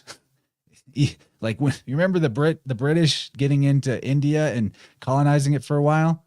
Well, one of the things that went down is they and the Brahmins worked together, like Sir William Jones. Lot of love for Sir William Jones's work, but guys like him scrubbed the records of Krishna being crucified because it was too heretical to see all the similarities, right? So I think that there's been a long-term project of the church or the ruling class to erase or confuse the crucified savior motif in that it existed way before Christianity. Marty, Gnostic Academy, 33. Thank you for the super chat. Always coming through with big super chats, man. I'm honored. I'm honored that I'm a channel that he actually watches. I have high standards like him. I don't like to watch a lot of stuff. So, but back to this chaining of him to the wall. That's also kind of like Kronos being chained as well. The god of time that he is. But, all right, looks like Gabe wants to jump in. Buddy, yeah. So the Ixion and the story of Ixion is totally captured in this image right here. You've really nailed the moment. You've captured the spirit of the choreography of the heavens. Because notice even the arched rooftop of this uh, carousel or whatever, this room on the Ferris wheel that they're moving in, even the arch of the ceiling is perfect because get my map going here. The Centaurus is right here, and this is the Wheel of Fortune card. It even has the axial spear spearing the lupus wolf on the end of the spear of Centaurus. And so they're under an archway. The roof above his head is even arched. This is the sacred arch of the Ursa Majora. So right now, Ixion is the Crux constellation. That is Victor Timely pinned up against the wall. Uh, Loki is playing Centaurus itself. And Lupus, the wolf, the outcast, is what's her name? Female Loki. What's her name again? Sylvie, or she could even be Scorpius too, back there. Sylvie, because this is silver. This is the wolf is gray. She's the Yeah. outcast Caput Garrett Lupinum. He's outlaw. He's cast out from the law. Here's Libra. He's just outside of the law. And now one thing I love about this map is that it actually is tracking Halley's Comet. And Halley's Comet takes a second to stir its finger in the cocktail cup of the Crator constellation right here. And I just love that Halley's Comet is like God stirring the suicide cup of hemlock that Socrates is about to drink. He's like, let me warm that up for you, buddy. So yeah, I just wanted to put us on the map because here in a second, Ravona is going to be playing the role of Virgo when she reclines in a chair. So yeah, the anatomy of the heavens is completely being expressed in this scene. I love that you caught the Ixion, which is the crux constellation. That's the crux of the matter of what they're fighting over. Is this little tiny Coptic cross under the legs of Centaurus, Centaurus is the protector, like Loki is protecting Ixion right now. And then the lupus, the whore, the prostitute, the wolf is yeah, It's all Sylvie. there. Yeah. It's In great. previous episodes, Good we weave. talked more about Ixion's wheel and its connection to the dove and to Semiramis or Isis or other queen of heaven archetypes. So it's like we repeat some stuff, but there's more there's more gravy on that in previous episodes of the Demystifiers. It's rich, very rich. Now, next thing that happens is we have Renslayer asking the cartoon AI clock Miss Minutes for a distraction, and she inflates her size and pretends to be a ghost to scare the people away. And what do you know? Fear and awe is one of the words that the 216. It's Yad Resh Aleph Hey. And if that's not a direct and intentional symbol of the Holy Ghost, I don't know what would be, but we're going to save that. I'll talk more about the Holy Ghost a little later. that for sure, Miss Minutes is the Holy Ghost in this whole allegory, though. It's like they don't play around. It's very clear. I got something on this. Chance, can you make me big? So the she's the BC. This is season 2, episode 3. So the BC, the DNA of the savior to come, is Bitcoin, and Bitcoin is prone to climb. Bitcoin gone. Climate change and Bitcoin is climbing. Bitcoin is gone. Climate change and Bitcoin are karmically forever intertwined. So the climb bit gone of climate change and the Bitcoin inflating and deflating overnight, I think that just happened this week. I think Bitcoin just had some sort of ridiculous throttling that then settled down to something a little less exciting in a matter of just a few minutes. And so I think Miss Minutes is No, dude, it is still articulating at the the all-time high. It's volatility way up potential. there. Yeah, I think it's fascinating that that just happened the same week with we're doing this episode where Miss Minutes comes out and does the climb bitch agony, climate change, whatever, to get the people moving. Very I could see it interesting that they being have their seasonal finger too, on that that pulse. we're all feeling the energy go up in the realm as we approach the spring equinox. Makes sense that the climate change of springtime is the Bitcoin climb as well. I think that makes sense. It's interesting. It's like they found another thermometer to fit up your ass that you didn't even know was there. There's another thermometer up your ass. You had no fucking idea. How many thermometers are you going to fit up your procyon? Uh.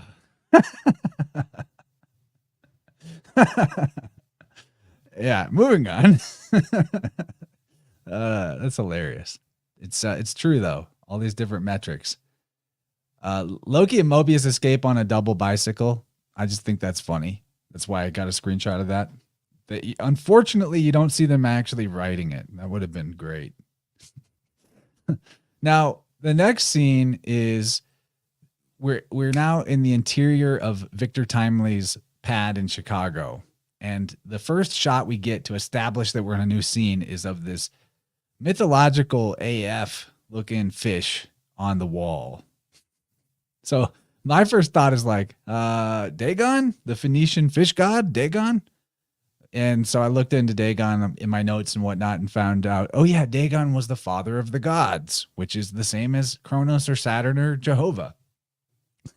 There's only really one source on Phoenician mythology. So whether or not it's accurate or real. Oh, Oh, go ahead, Gabe.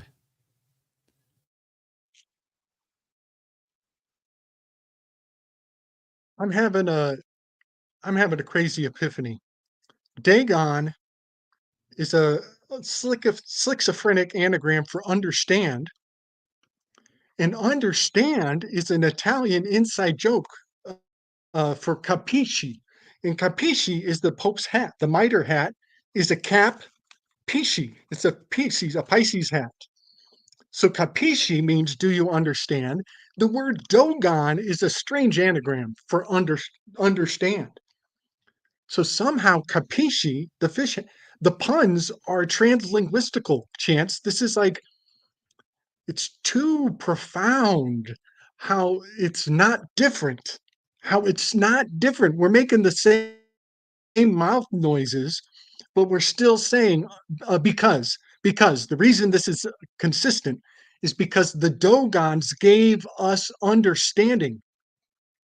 They granted understanding to humanity, and their name is an anagram for understand. I tell you what, man, I'm more superstitious every day. I ain't understanding I shit. don't I I'm I'm overstanding gonna be everything. I can't read understand out of Dagon. Is there any way to help me do that? It's Yes, not working for me. yes. It's a schizophrenic. It's a schizophrenic because let me see. Because let me do it. Dagon.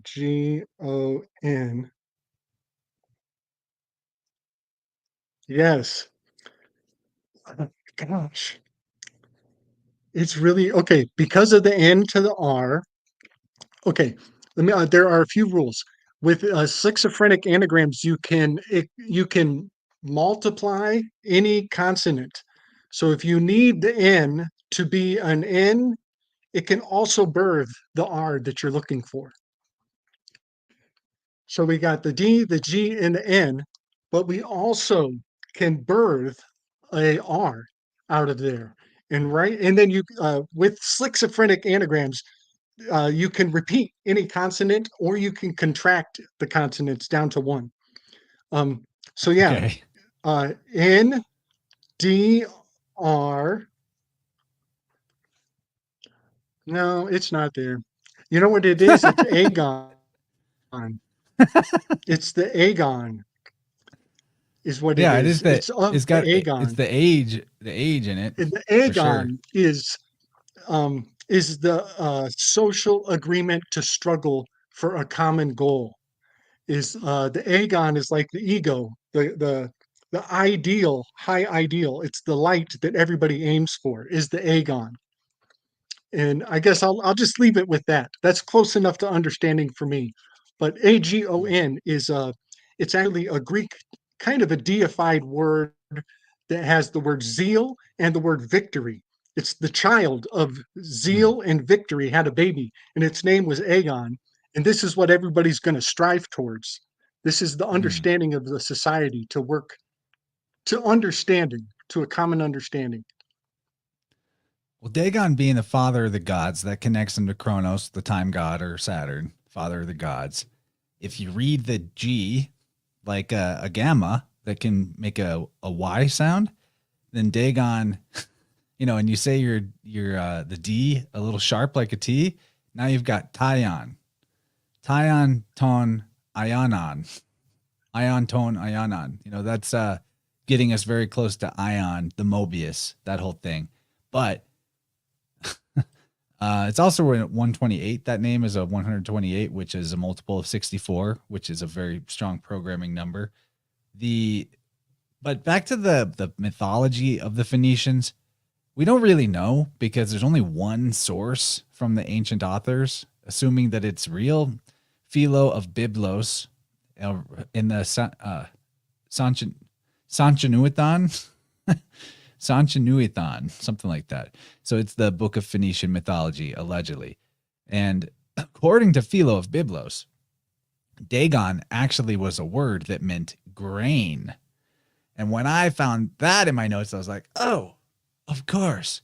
That completely syncs his name to the meaning of Kronos, because the Kronos comes from the root KRN or QRN, which is a seed or corn.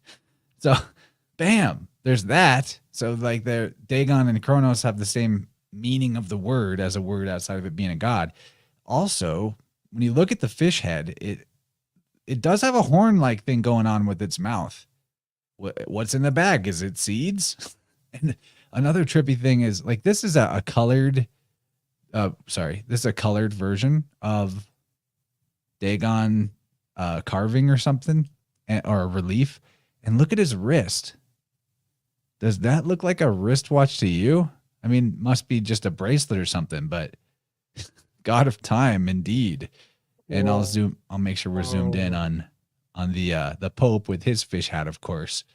The bishops are the Yeah. Pisciculi, the little fishes. And that's actually, before they were called Christians, they were called Pisciculi. And like, they're the little fish of Vishnu, really. The funny thing is, I've been going through Dune, and there's this fourth book of Dune where it gets really crazy. God Emperor of Dune. And the God Emperor of Dune is like a self-created demiurge worm man, Yaldabaoth. And he creates like the golden age of Saturn, essentially, in the narrative. And he has an entire priesthood that is also his military, and they're all women, and he calls them the fish speakers. So one of these days I got to just go through all of the fucking gravy in Dune, the books. Like, that guy knew some stuff about the system. Everything's so consistent. But yeah, why would we see this Dagon fish in the very first establishing shot of Victor Timely's home? I doubt that he's into fishing.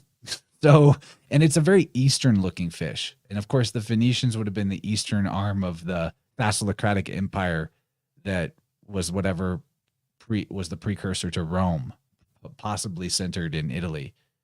And I just think, yeah, Dagon we must be getting the wink that Dagon is a version of Kronos. That's what makes sense to me.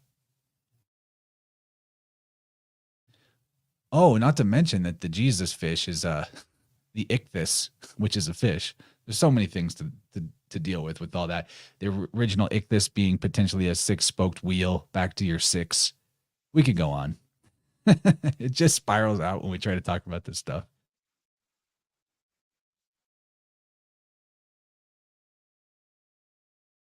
Yeah, I like how his arms kind of look kind of weird, how he's like his elbows are kind of overlapping. It almost looks like his arms are in the shape of the tail of a fish. You know, the fact that they're, I don't know, off to the side, they almost look like he's making a fish gesture with his arms. Yeah, yeah, totally. Isn't that walk like an Egyptian? That's like one of the telltale uh, symbols of walk like an Egyptian. But that ain't Egyptian. So this is one of my favorite things in the episode, and I wanted to just ask you, Gabe, why do you reckon they'd show us that Victor Timely really wanted to show Renslayer his special invention, the refrigerator chair?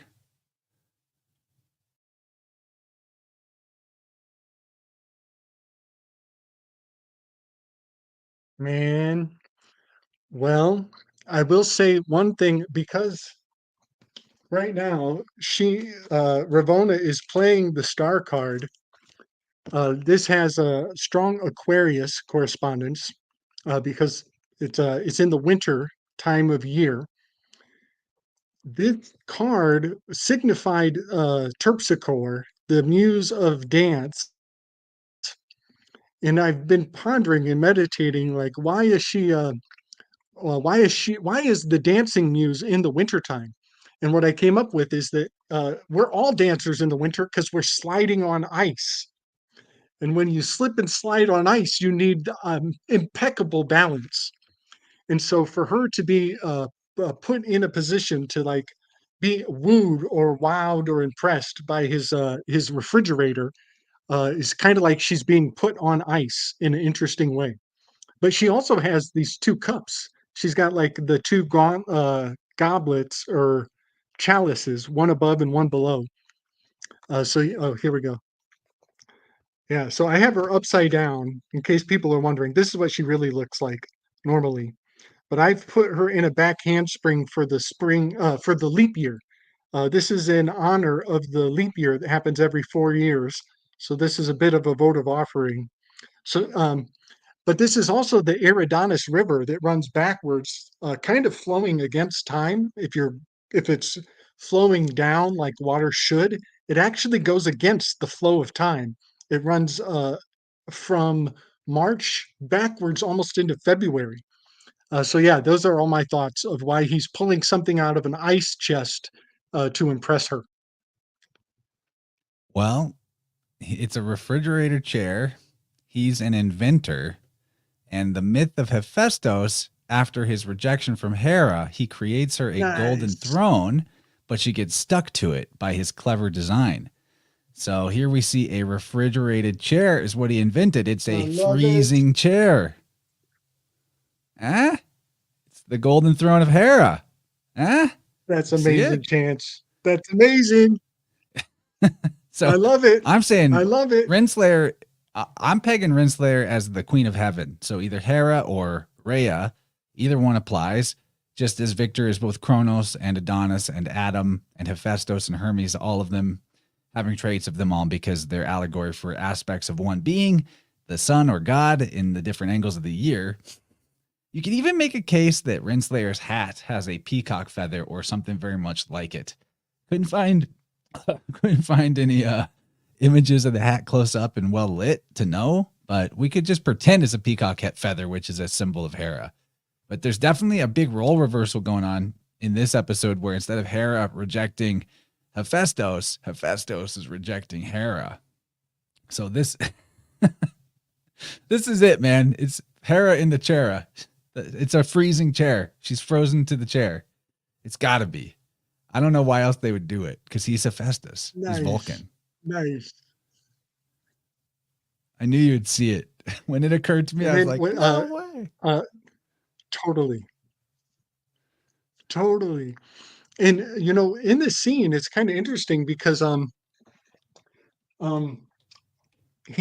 while he's trying to woo Renslayer, we find out later that there's some kind of weird thing going on with him and Miss Minutes. So it's like there's some jealousy, some unspoken jealousy in the subtext here. And this is very interesting because of the number 8 has the lust. And before I did the maneuver, we had the lust card, the Leo card, and the star card were both related to the number 8 position here in this Leo aspect of the number 8. So I see the lion is very much Miss Minutes. She's like a combination of the strength combined with Hera because of the white. She's got white gloves, so she has equity. But the star card was in the number 8 position. So Miss Minutes and Renslayer are both relating to this controller, lusty, domineering aspect. Yeah, which has a strong draw to the number 2, to the giver. So there's a controller and a giver. And it's funny because like he is giving her the attention, but Miss Minutes is the one who's like, "Oh, hey, give me some of that attention. Don't forget about me." She's keeping track of who is favored by his admiration. Yeah, there's a bit of a weird love triangle going on here. And she, yeah, Miss Minutes is the lusty one. So I see why you're saying that. Now, we should talk about Miss Minutes, the Holy Ghost, because this is a point where she starts trying to butt in on their flirtation. And Victor says, "Is this apparition your helper?" And as soon as we get apparition and helper, I'm like, okay, for sure, Holy Ghost, because in the Johannine Gospels, or I guess not Gospels, but books of the Bible, the ones attributed to John the Baptist, he refers to the Holy Spirit or the Holy Ghost as parakletos, or in English, the paraclete, which is the divine advocate or helper or companion. And obviously, that's what this apparition is. It's a helper and a companion of sorts. The word parakletos in Gematria is 810 in the ancient Greek Gematria, which really shows the system that I'm talking about. One of the things about the system is when you get into numbers where there's a 0, you drop the 0, or you can drop the 0, and you're considered the same as, zeros are like a blank space, skip the 0. So basically, the fact that Parakletos is 810 means we can think about 81, which is the number for the magic square of the moon. And a lot of words of 81 as a value are lunar in nature. So here we see the three of them are like sun and moon plus the entire sky, or the entire earth, or the earth and the sky, the physical realm, being like the three beings of the Trinity. Parakletos is para, which means beside or next to, and kletos, meaning illustrious or one that is called forth. Special boy. Basically, kletos is the same as the same meaning as the elect or the elected, or the eklektos, eclectics. The priesthood called themselves this, especially in the Alexandria days, when they, when whatever takeover and historical revision was going on. So the parakletos is the illustrious one called forth to be beside you, which is the invoking of the Holy Spirit. Now, other fascinating connections to this 81, very interesting, is the word that is spelled Teth Bet Ayin, which in English transliterates as TBA, or TVA, the TVA, as in Theba or Thebes or Theva. Now think about the god of thieves and think about Thebes with the B and the V swap that happens. Maybe that whole attribution of the savior Hermes Mercury being the god of thieves could be applied to this swap, and we're actually just misunderstanding, and it was Thebes. Because this word, Teth Bet Ayin, Theba, is identical philologically to the word for ark, which is spelled Tav Bet Hey. But, it's just a different version of T.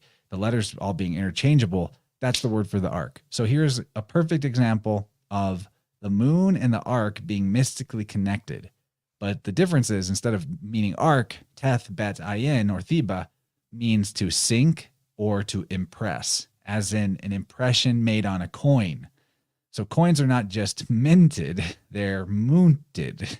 The meaning of this word implies that nature is like the impression made on wax by a signet ring impressed with characters written by the hand of God. So God basically smashes down the material, the clay of the world with his ring that has the impression of his word. And that's how we get the shape of the earth. The earth and the ark are Arga, Eartha, they're the same also in the system, like a macrocosm, microcosm, fractal of each other. So I'm sure you can see the similarity between Miss Minutes, the moon, and a coin, of course. That's totally there. Other words in Hebrew with this 81 value are fullness, which is a quality the moon can take on, anger and passion, which Miss Minutes displays later in the episode very clearly, the throne of the third eye, similar to her ability to see and project images across time and space, and also similar to the meaning of Aries, the resh, the gate of wisdom.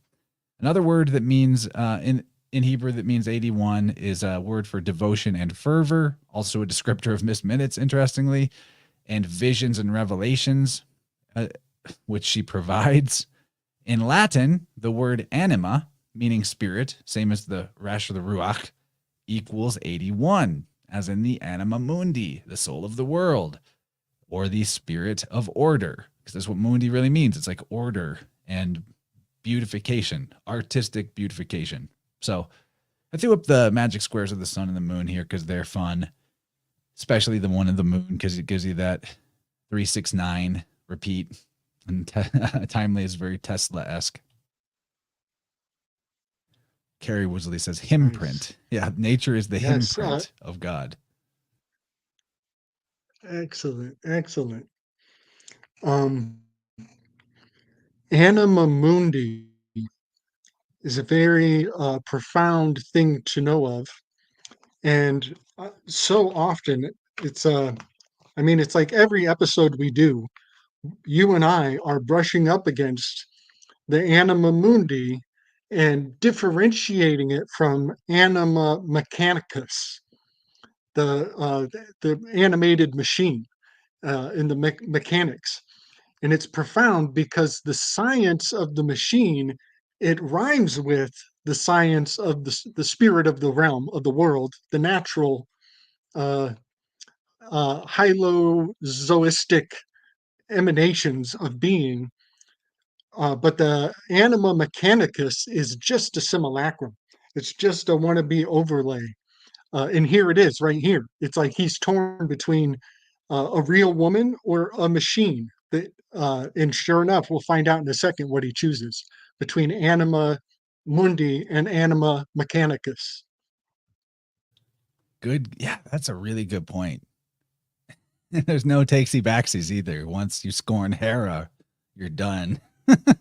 She don't forget. But I just want to further highlight here why I talk about this, why it's important is because Gematria can prove the fingerprints of the system that existed between cultures and across time. That the word in Greek in the New Testament, parakletos, the 81 of that, is the same as Latin anima, which is the spirit or the breath of God or the soul. So 81 in one language, 81 in another language, different words, same concept, proving the system. this seems to be where we even get a lot of our words. Our language is obviously just dripping with the uh the system, if you will. It's in everything. So either humans did that or God did that. I don't know which. And the funny thing is, language goes so far back, nobody ever did know. Like the people back, like the priests back 2,000 years ago were wondering, like, did God just put these words in our head the way that he did for us to discover that there's this numerical value to it all? And should we make sure that what we come up with matches that value? I don't think anybody knows. It's a chicken or an egg thing, which is part of why the idea of the logos is present. Like we can't ever know. That's the beauty of it. We're always on that coin toss of like, did humans create this incredible system, or is it a product of the spirit coming through us? I kind of like to think the latter, but I also like to think humans did it because I like to imagine that humans have that potential for creative genius and, multi-leveled thinking. So let's just say both for now. And then, of course, we have another repeat of the last time. Remember, Timely grabbed at his chest or his solar plexus. He was being called a luminary in the dialogue. This time, he's singular, like Soul Invictus. The sun and the moon are equally singular. So Miss Minutes and Victor tell each other you were pretty singular yourself. So next we see Renslayer as the child or the product of God the Creator, who is represented by Timely, and the Holy Spirit. If they're like the sun and the moon, she's Miss Moonitz. But Renslayer is also Victor's mother because she was the one who birthed him by leaving the TVA Bible in his window when he was a boy. And she's also so clearly flirtatious with him in this scene. So we're really getting that mythos of the self-generating trinity, the mother whose son is her husband, and also the husband is the mother's creator. Victor creates Miss Minutes. Miss Minutes shapes or informs or trains Renslayer. Renslayer initiates Victor. Victor creates Miss Minutes. It's a circular process of creation, just like the sun in its seasonal journey through the year. And this is the perfect time for us to break down Renslayer's first name, because he's like, and you, Mrs. He says Mrs. because he wants to know if she's free or not. And she gives her first name to him, which is Ravona. We haven't fully really thought about what that name Ravona means, but this is the perfect episode to make it make sense. So first is R-A-V. In Hebrew, you could spell that Resh Ayin Vav, which is Rah or Rav, a guide or a friend. Or you could spell it as Resh Aleph Vav. Either way, you can spell it either way. The second spelling would be to perceive, to investigate, or to understand. And Anno, Ravona, O-N-N-A, put that backwards, it's Anno, the year. So there it is. Ravona is the guide to the year, or the friend of the year, or the one who understands the female generative power. Because Anno is also like phonetically like the Una, or the, O-N-N-A, A-N-N-O, whichever way you put it. Una is the dove, or the Yoni, the dove of Semiramis or Aphrodite or Mary. So yeah, Ravona, guide to the year, friend of the year, one who understands the year or investigates the year, or the guide or friend or investigator or understander of the female generative powers, or both. And in a wild synchronicity here, I just threw in Ravona in the most basic way you'd spell it in Hebrew gematria just to see what would fall out. It is Resh, Aleph, Vav, Ayin, Nun, Aleph. And what do you know? It's 314, which is pi. There's pi again. And what is it that you need to understand the year?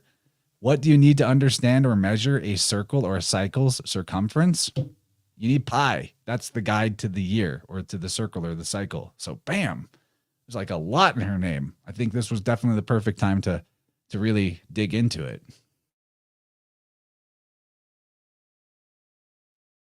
Yeah, buddy. So we actually did in earlier episodes, when we were getting acquainted with Ravona, we correlated her to the universe card because Ravonas is an anagram for universe. Can you pop up the most recent one? Uh, but this is her early. This is in her authority when she's working for the TVA in her uniform, wearing a whole nother motif. She has fulfilled the universe card, and also very correspondent to the Hierophant when she's playing the judge, the role of that judge. Um, but I just thought I would share that generally I would associate her with the universe we have in the past. But she's in a whole new role for this episode. She actually has kind of walked away from that, and now she's kind of gone rogue. So yeah, putting her on in a different light as the in that star card with this new costume is very apropos. Yeah, man. Universe. Better listen to them ladies. A lot of wisdom coming out of them ladies.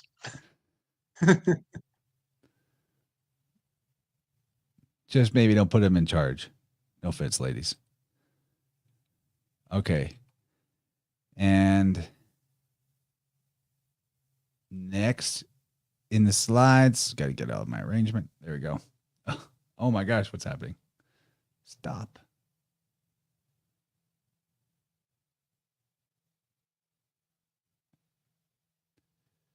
Okay. Everything just went nuts. Give me a second. Let me fix my PowerPoint. We got quite a time jolt. Yeah, it just skipped me all the way to the end somehow. And it's not sharing the right thing. So Spoiler. this whole show is spoilers. That's all we do. Okay. Did this come up? All right, cool. Now I just got to skip back to where we were. Oh, man. We've come a long way already. The thing I was most excited for, I think, was to drop the the freezing chair of Hera on you. That was fun. All right. Yeah, man. Okay, so this is the point where next Ravona and Miss Minutes, they throw Loki under the bus to persuade Victor not to trust the wizard and his butler because he switches sides. He plays both sides because he's Mercury, of course. Then we see Timely in this episode, he throws out a lot of French phrases. In particular, when they ask him about if this is his home, he says, no, this is just a pied de terre, which means foot on earth. That's a phrase that was used, I think, by crusaders originally, or knights of some kind, to refer to like a just little shack that they would post up in when they were on a journey, one place to another. It's just where they would stop, put their foot on the earth, as in get out of the saddle and go to sleep, and then get back on the horse the next day. So he just uses this to go and sleep in between making sales in Chicago, but his lab is in Wisconsin. That's where it gets lower taxes. You see here, they're escaping from the room through the window, through the hay. They're going through the, we see that repeatedly in this episode, just so we're sure to be thinking about the star card of the hay. And usually there's some illumination very present, but not always. Sometimes that's the lack of illumination. Then they come out of the window, and I see this little booth that's a honeycomb. I couldn't help but think about what we talked of previously, that during the World Fair of Chicago, there was a famous serial killer at that time, and his name was H.H. Holmes. So if you just like drop the oni of the honey and look at it like H.H., and then, you make the comb C more like a, then you have H.H. home. I think that's the reference. I don't know. Maybe it's just honeycomb for no reason other than as a prop, but that's what I think about. There's a killer on the loose, because they're running through the streets. There's a threat and danger. I feel like that makes sense. The angry robber baron is here. Our heroes are looking around for Timely, and they're having no luck. They get called rat bags. Very inconsiderate.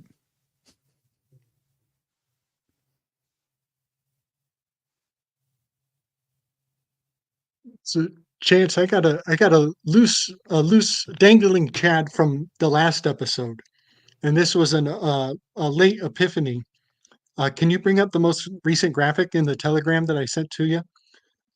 This has to do with remember the scene where Victor Timely receives the TVA manual through the window, and we mentioned the veil of the window, the curtain of the window being a veil.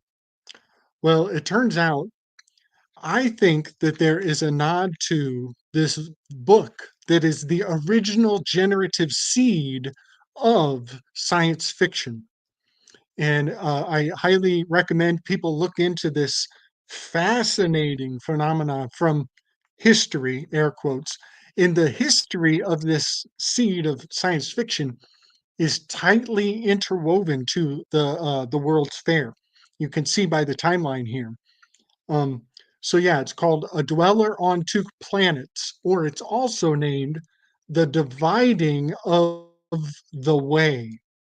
It's a book written by Frederick Spencer Oliver, uh, who was born in 1866. Interesting fact, uh, Gurdjieff is reported to be born in 1866, but that's a lie. He's actually, he dates to 1877, which is the same year Lady Frida Harris was born. And that's fascinating because my whole project is Gurdjieff's design with Lady Frida Harris's art. So that's just a fascinating thread. Um, but this child is said to have channeled an amazing fictional story of a sci-fi future that is puts Philip K. Dick and all the sci-fi writers to shame on the first go. And so I think there's a strong thread that they are hinting or nodding at the power of this seed of science fiction. It is so profound, and it is said to also have a strong root in Atlantis mythology. So but one of the reasons, many reasons, why I think that there's a powerful relationship between the two is because in his futuristic sci-fi reality, they say that people were flying around on veils. The veil is the flying mechanism in that future. And I just find that profound because Valis is one of PK Dick's like psychic pink connecting thread that is today is T-Mobile. The T-Mobile pink magenta placenta theme is a collectivism spell of Philip K. Dick's Valis, uh, which is a basically the all-seeing collective uh, panopticon of interlinking gnosis that is themed with the pink. So yeah, I just wanted to kind of thread the original seed of science fiction to the Victor Timely window, because we're looking for windows in time when history changed, and this little story changed science fiction forever. So I think it's a very powerful correspondence. I want to first reference PK's comment here because he says he does his sales in Chicago and and then lives in Wisconsin for tax reasons or some shit. But PK is right. I don't think they were paying income tax in 1893. That might be some kind of programming, or not programming of us, but just they're programmed in the authors and they didn't even think twice about it. Who knows? The legal history of income tax is a checkered thing. And I believe the first time it ever got instituted was temporarily during the Civil War, and then off and on again until finally they got people to buy it permanently. But concerning what you just said, and with this, what's it called? The name of this book, A Dweller on Two Planets, or The Dividing of the Way. Okay, so check this out. In your image here, it says, in its introduction, Oliver claims that the book had been channeled through him via automatic writing, blah, blah, blah, by a spirit calling himself Philos the Thebatin. What did I just talk about? Okay, so we were talking about Sanchuniathon, or Sanchuniathon, the only source of Phoenician mythology written by Philo of Byblos. Okay, Byblos is the Bible, the book. The Phoenicians were the people of the book. Their capital was allegedly Byblos. Philos of Byblos. So there's that. The eclectic sect is one of the big important names of the eclectics or the therapeutes of Egypt, where it was Philo the Jew, referenced by Eusebius a lot. But that's aside. He's Philos the Thebetan. That's TBE. That's Thebes. That's TVA. Like literally, it might as well say it was written by Pile, which is a word for a gate or wisdom, the TVAN, the Tibetan, the Theban, Thebes.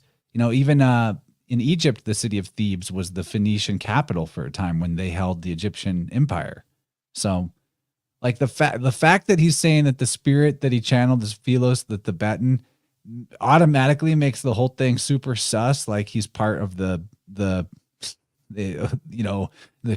oligarchy of the priesthood that's been writing history for everybody for all this time. Super sus, dude. Philos the Tibetan. Come on. You can't get that shit past me.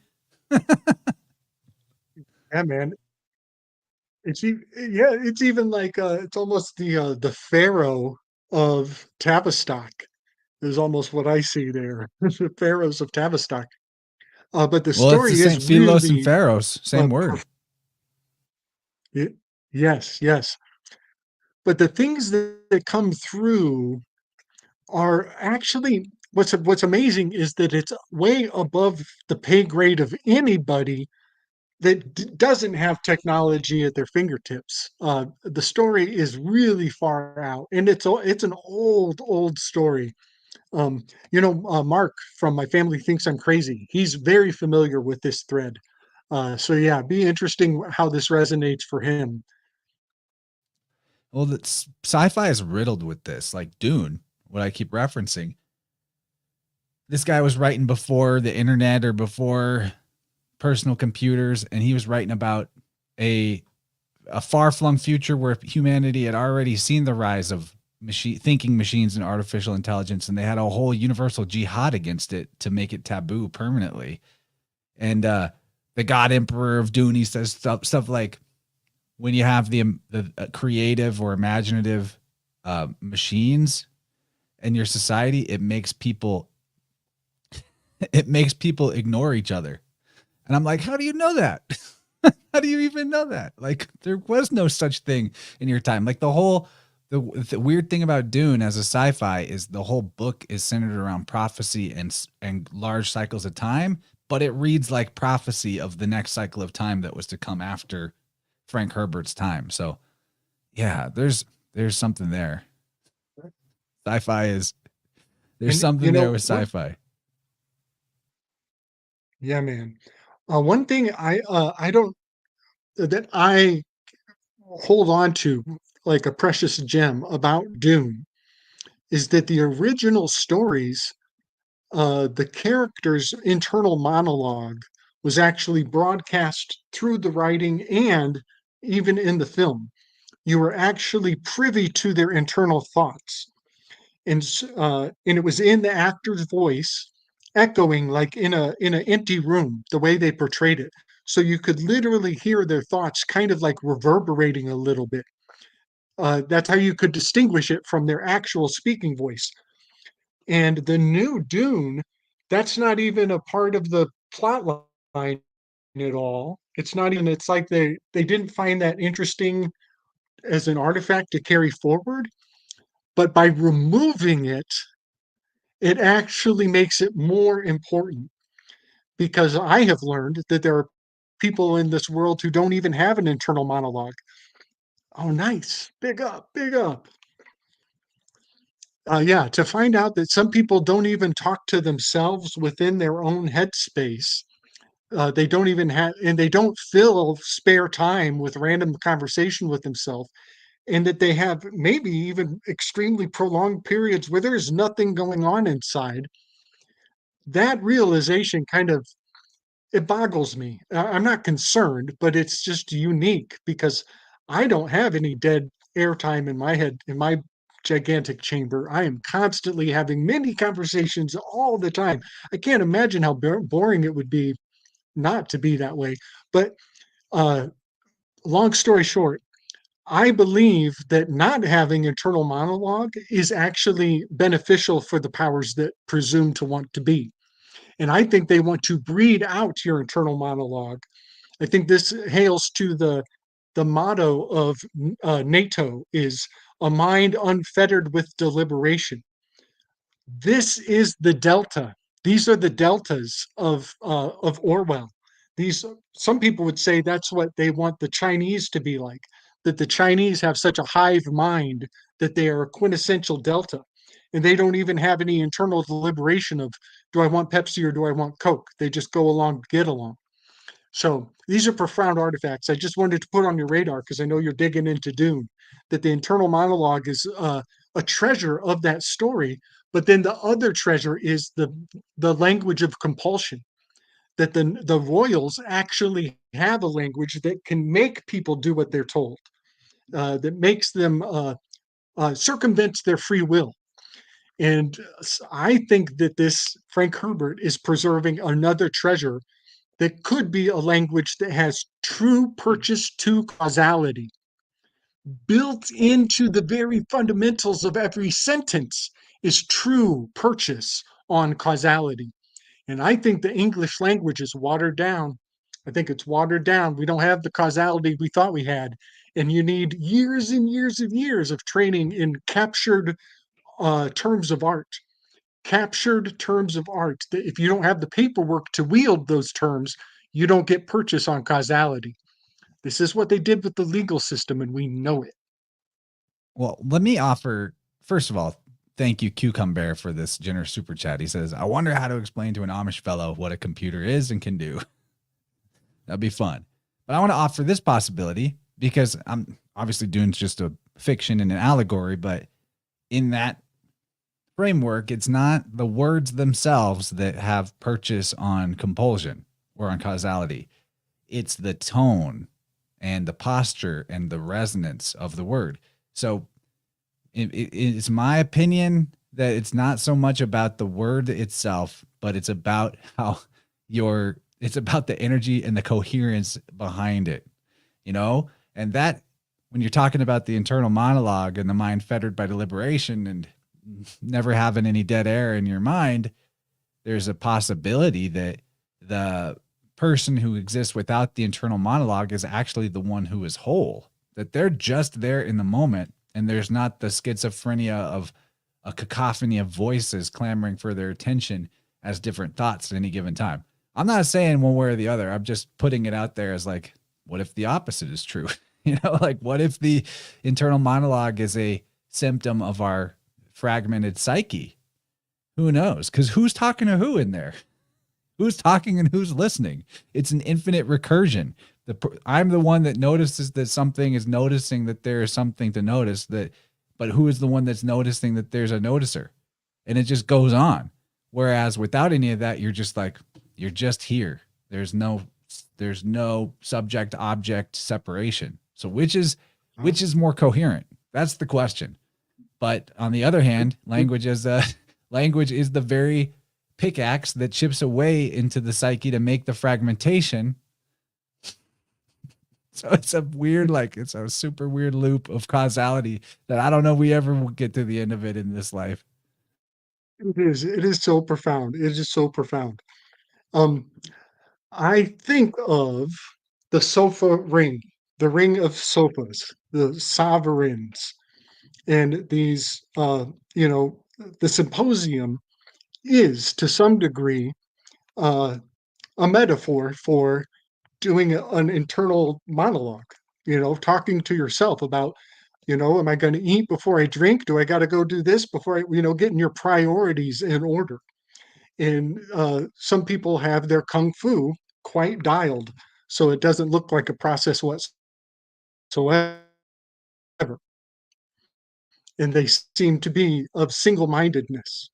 That comes with practice. But I think to not have a counsel with yourself is Yeah, I see what you're saying, that it does come off as being whole. I do see where you're coming from, but it's only a matter of one interloper. One interloper in your entire free will is usurped. So it's almost like the internal council gives us, I don't know, some degree of like, oh, let me think, let me sleep on it. You can make me the offer today, but I'm going to sleep on it, and I'll come back to you with my rebuttal.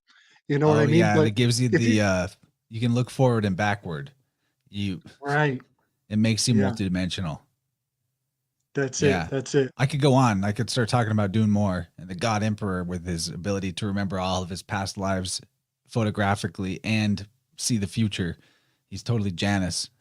Man, like those later True. the He's movie is wild enough, but those later Dune books, they're off the hook, man. But we got to get back I, into our I analysis, buddy. I like this detour, but we got to get okay. back into our analysis. I mean, we don't have to, So I but I'd like just to. got to say, I want to say, if he has full access to his past lives, that's placental transmission. That's the placental transmission, to have all your past lives, all the elders there at your beck and call. That's the placental transmission. The Yeah, he can Mohadib. be them. Exactly. So okay, so uh okay, we were watching the robber baron and the heroes looking for Victor and the ladies. They can't find them because they're hiding in a little hay. Look at that. It's another little hay they pop out of, a little window. Uh Now, then it cuts to a scene where Timely is leading Renslayer and his luggage through a big crowd. And there's your crowd or multitude idea again. And he's guiding her straight and directly through, which is this word yashar, which is to make or lead straight. It is to direct or to be pleasing and agreeable. So it's both of those meanings at the same time. And while he's leading and directing, making her, leading her straight through, he's also saying, excuse me, pardon me. He's being pleasing and agreeable. I was like, okay, perfect. That's in there. Then they're getting, okay, yeah, the throng and multitude, right? We're looking at this 205 stuff of the throng and the multitude with the Atzma because of the addition of the Resh plus Hay, the sun and star cards, the sun and Aries, all of that, and the strength in numbers. But continuing to the 205 of it all, it is a really relevant number because these characters are boarding a ship, a decked ship, like the word Safina, which means exactly that and equals 205. It's a decked ship. This is actually the name in the Hebrew convention for the Argo constellation. It's Safina.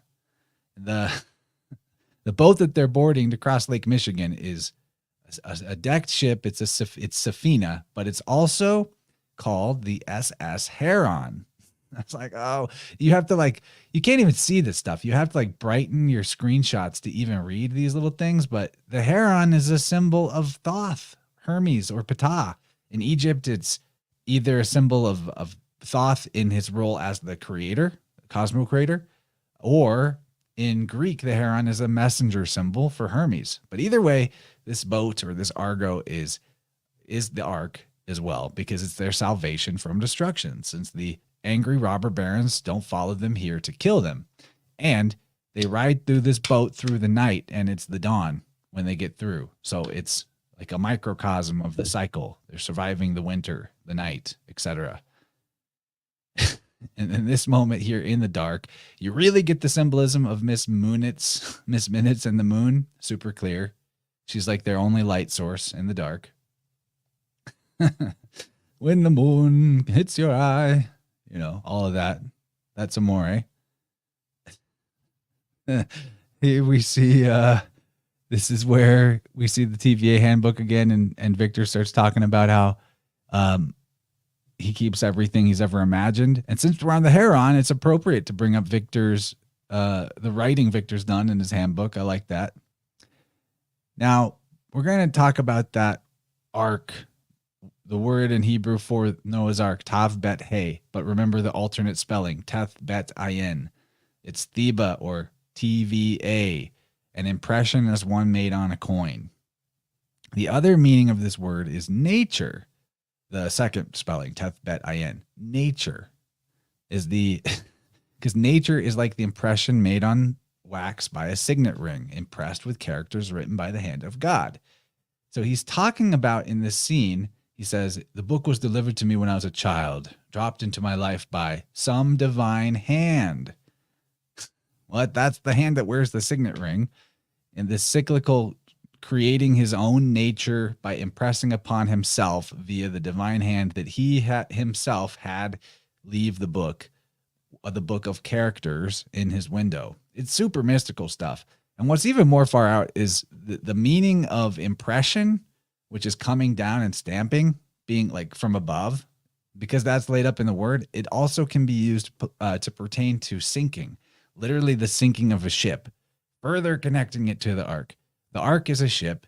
It's a vessel to contain the words of God, like the TVA Bible, that are stamped or impressed upon, like, because the ark is also the vessel that contains the tablets of Moses, commandments that were impressed upon, right? And Moses was a baby in a basket, which the word for it is the same as the word they use for Noah's ark. It's Tav Bet Hey. It's a Theba. He's Victor the Thebetan. And in a moment, speaking of sinking, Renslayer is going to get sunk by his nature, his loner nature. All of that is in play. All right, take it away. Making you big.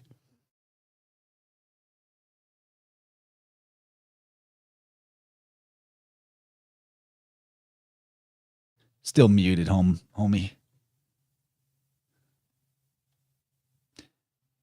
There we go. Thank you.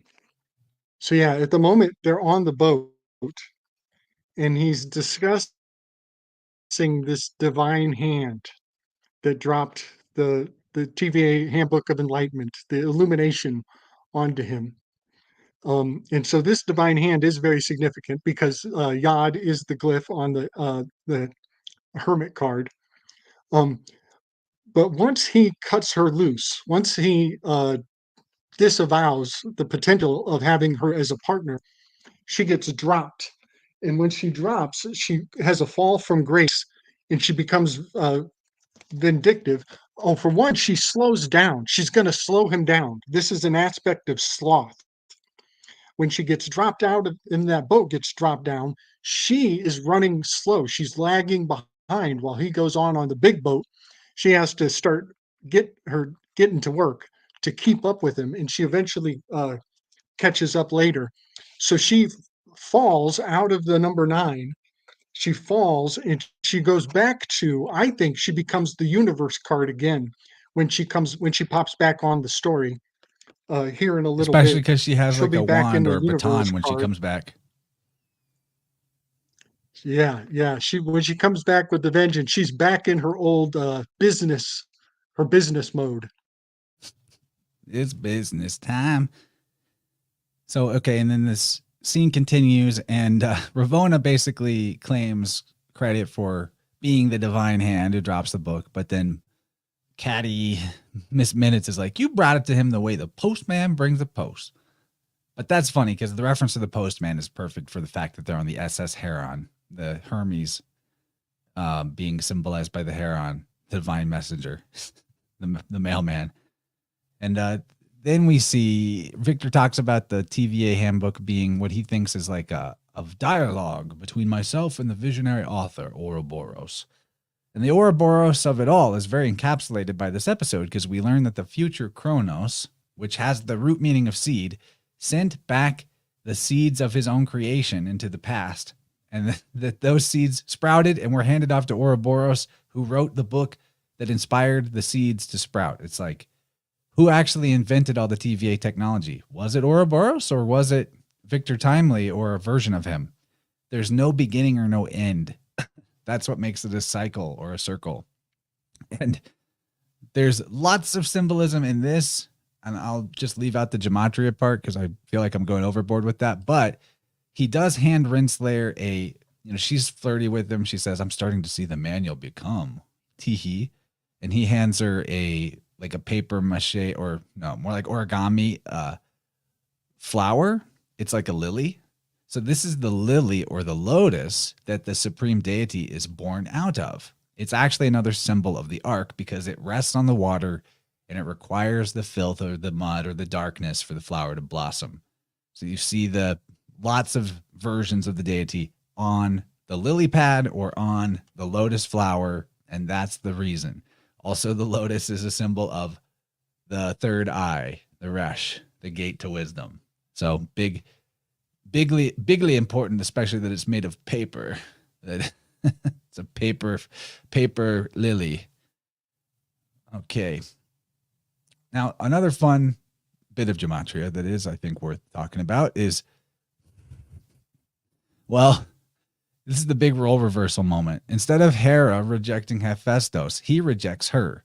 So in the Greek mythology, Hera, who is Hephaestus' mother, thinks that he's just too ugly. So she throws him off Olympus, throws him off the mountain. Remember that the mountain and the ark are dual symbols for the same thing. And here he throws her off of the boat mountain, which it makes sense. It makes sense that she needs to go into the water because she's been the queen of heaven archetype in this episode, you know, the love interest to Kronos. So she's like Ma, Rhea, Mary, Aphrodite, Venus, all the rest of the watery, oceany goddesses. So she's got to go into the water, the mare. Metaphorically, she walks the plank. You know, that's what they call it when you get thrown overboard, walking the plank. Funny enough, plank in Hebrew, the word for plank is 600. I don't know why that is. If you spell out the word for water, mem, as it is mystically spelled in plentitude, which would be mem, yad, vav, dalet, mem, yad, mem. Then it becomes 200, like resh. So here's another mystical link between water and the sun, because of course the sun cannot create without water, but water cannot be water without the sun. So there's this weird dual thing going on because water would be ice if it wasn't heated by the sun. And then there's another thing that happens in Hebrew where if you put the mem at the end of a word, it becomes called mem sophit and it has a different glyph, or they call it mem final. And that actually goes from a value of 40 to 600. So there again, two ways to look at it. The mem connecting to the sun, and who knows, maybe the sun is the recorder of memory of the whole cosmos, because it requires witness to form a memory, and the sun is the big eye in the sky, you know, or maybe the moon and the sun together are the recorders, or the stars are involved. I'm just spitballing here, but I think it's funny that she gets thrown overboard. She has to walk the plank, and we can get all of these 600s out of it. And like, look at her face as she's having to row the boat. I mean, is that not Hera stuck to the Chera, like super pissed? And so I want to talk about some more 600 stuff though, because I mean, it is really relevant. This is a microcosm of the cycle because she goes into the water, they get on the boat at night, and then at the climax, it's dawn. So that's a new cycle. It's what it is. Microcosm, macrocosm. So in Hebrew, there's a phrase, the word for dawn is theoshahar. I think that's how you'd say it. And if you put a hey in front of it, like the, then it becomes hey theoshahar. And that equals 600, and it's the dawn. But in Greek, it's hey theotes. In Greek, hey theotes is 600. In either case, the phrase the dawn is like D-A-W-N, although that's cognate to dawn, as in the Lord, D-O-N, or dawn, like in Adonis, or a lot of rivers have the phrase dawn in it. So it's a solar god, water type of word as well. But whether it's the Greek hey theotes or the Hebrew hey theoshahar, it is 600. So it's a perfect example of how the system works, where spelling changes as the powers of notation change between alphabets, because the alphabets have been improved upon. It's exactly like the name of the Lord or the sun, Frey, Fi, Ro, Eta, 608, being the same as Finn, which is Fi, Eta, Nun, Nun, 608. Or drop the Eta, the vowel, in either, and it's 600, the old number of the cycle, because later it was 608. And then other times, and with other cults, it was 650. But you can kind of pinpoint what era of the cult and place you're looking at by what number they give to this cycle. But either way, she's rowing for the morning. Hey, Theotes. So let's also think about the name of the mother of Achilles. Achilles being a very early archetype of this savior. Thetis. Hey, Theotes. Theotes. Basically, Thetis, the mother of Achilles, is the same as the word for dawn. And she's the mother of the savior. She's said to be a water nymph in later Greek mythology, but there's actually a written record, a fragment that exists attesting to her worship, and that there's an early Alcman, I don't know where that is, hymn that exists that identifies Thetis as the creator of the universe. So, like, we just get the Iliad version. She's Achilles' mother. She dips him in the water to make him invulnerable, but his heel sticks out. But by the way, Achilles getting shot in the heel, that's how Krishna dies, gets a wound in the heel. By the way, just putting that out there. Not very well known, little factoid. But she's a Mary figure, easily enough. And I wanted to just point that out, how like she's rowing for the dawn. The dawn is what gives birth to the new sun. You know, like it's all part of the system, and all in all this androgynous way. Pretty fun. And I really like these examples that show you how spellings change, but the meaning stays the same, numerically and definitionally. Yeah. I help me out here. I believe there's a Greek word for the ocean that is thelete. Is that correct? Does that sound familiar to you? Thelete? I know Okeanos. Or yeah, Thelete. thelete. Okay. There's Telete, who is a daughter of Dionysus and a river god. Okay. Yeah. hmm. It's just I remember this as in Xenophon, in his Anabasis, the story of his retreat. He the soldiers at the front of the line start crying out, and he thinks it's a battle, and he thinks this is the big showdown, and it turns out what they're crying out is ocean, the ocean, and it becomes like a memory, a joyful memory for the Greeks, to be like, we made it to the ocean. It's the end of our adventure. So I thought All I can think thalate of, was also racking meant my brain ocean. on Greek. Yeah. I took some Greek lessons, and Thelete is the second person way of saying like you want, like Thelete ligo krasi, you want some wine, like Thelete. It means it's like a verb referring to want or desire. But I don't know about ocean.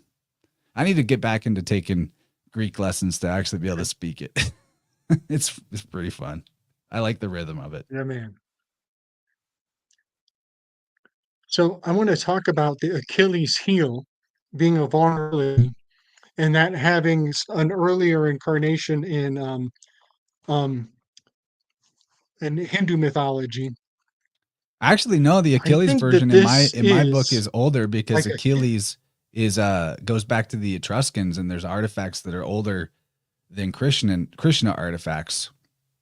It's one of those examples of like, where did it come from earlier in terms of what we can physically find. So I think it's yeah, yeah, west to east, not east to west in terms of that.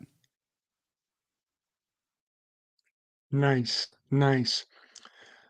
I think that we could surmise that the the vulnerability of the heel is kind of, I think there's a dark wordplay or a dark punning going on, because we know that our language of the subconscious is implying things that are from underneath. It's right under your nose. And if it's right under your nose, you're taking it for granted. It's the best place to hide things. So your base desires, your animus, your animal instinct, it's like so close that you overlook it. And it turns out when you come to overstand and you look down upon yourself, all along, our language is anatomical in profound and fun ways. But what I'm getting at is I think part of this sea urchin and alarmist catastrophe language is baked into many cultures. I don't think it's unique to the English language. And I think this using seashore metaphors to insinuate fearful images or fearful concepts is, I think it's been baked into other languages. And I think that is the Achilles heel. It's almost like a kill switch or a back channel cancel program, execute order 66. And I think this is where what we consider healing is actually the heel lang. This is the language that is speaking to your weakness. And so the healing language is intrinsically vulnerable. This is why the word rape is still in the word therapy. The word rape has to stay in the word therapy because when you engage in therapeutic practices, you are being vulnerable.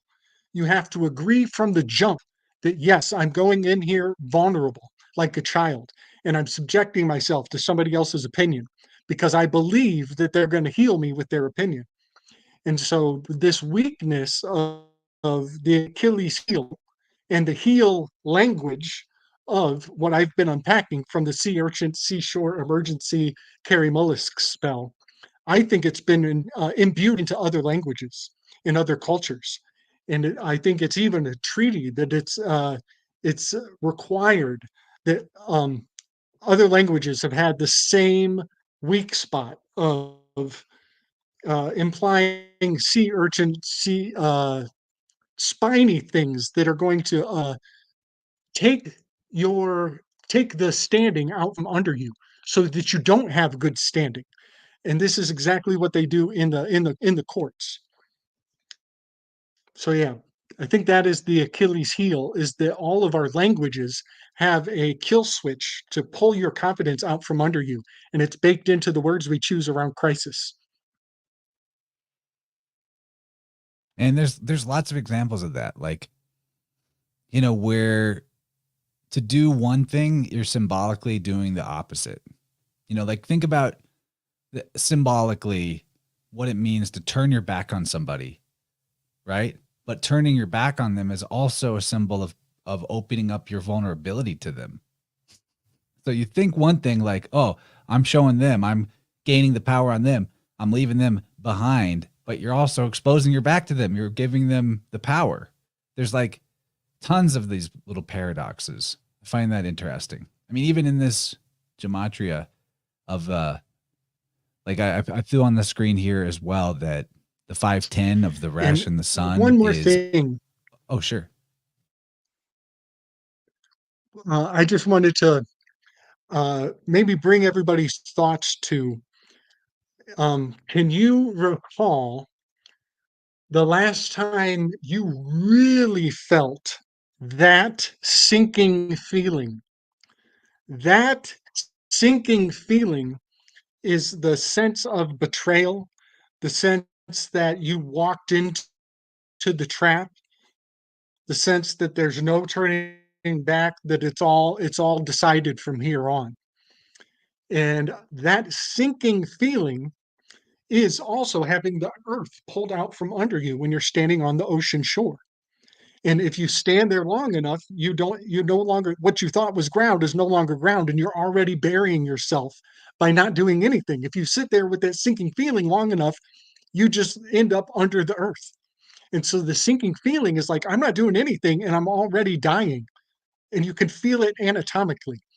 And so our language around that sinking feeling is literally bringing you into the ocean so you can feel the earth be pulled out from under your feet. And I have Mm. had this happen to me in ways I will never forget. And because I had that experience, I can bring people's language back to the fact that we are invoking these emotional states. And so when she gets betrayed and gets launched down on the ship and sold upstream, she has that sinking feeling. But as soon as you get that feeling, you just roll up your sleeves and start working twice as hard. Yeah, but she gets her power back. It's like the idea that the sinking of the signet ring, in that word teth bet in tiva teba, that the nature is created by the impression of the sinking down and pressing down from above, from God. Now think about creation in the microcosm of your life. Like, what happens when you reach your low point?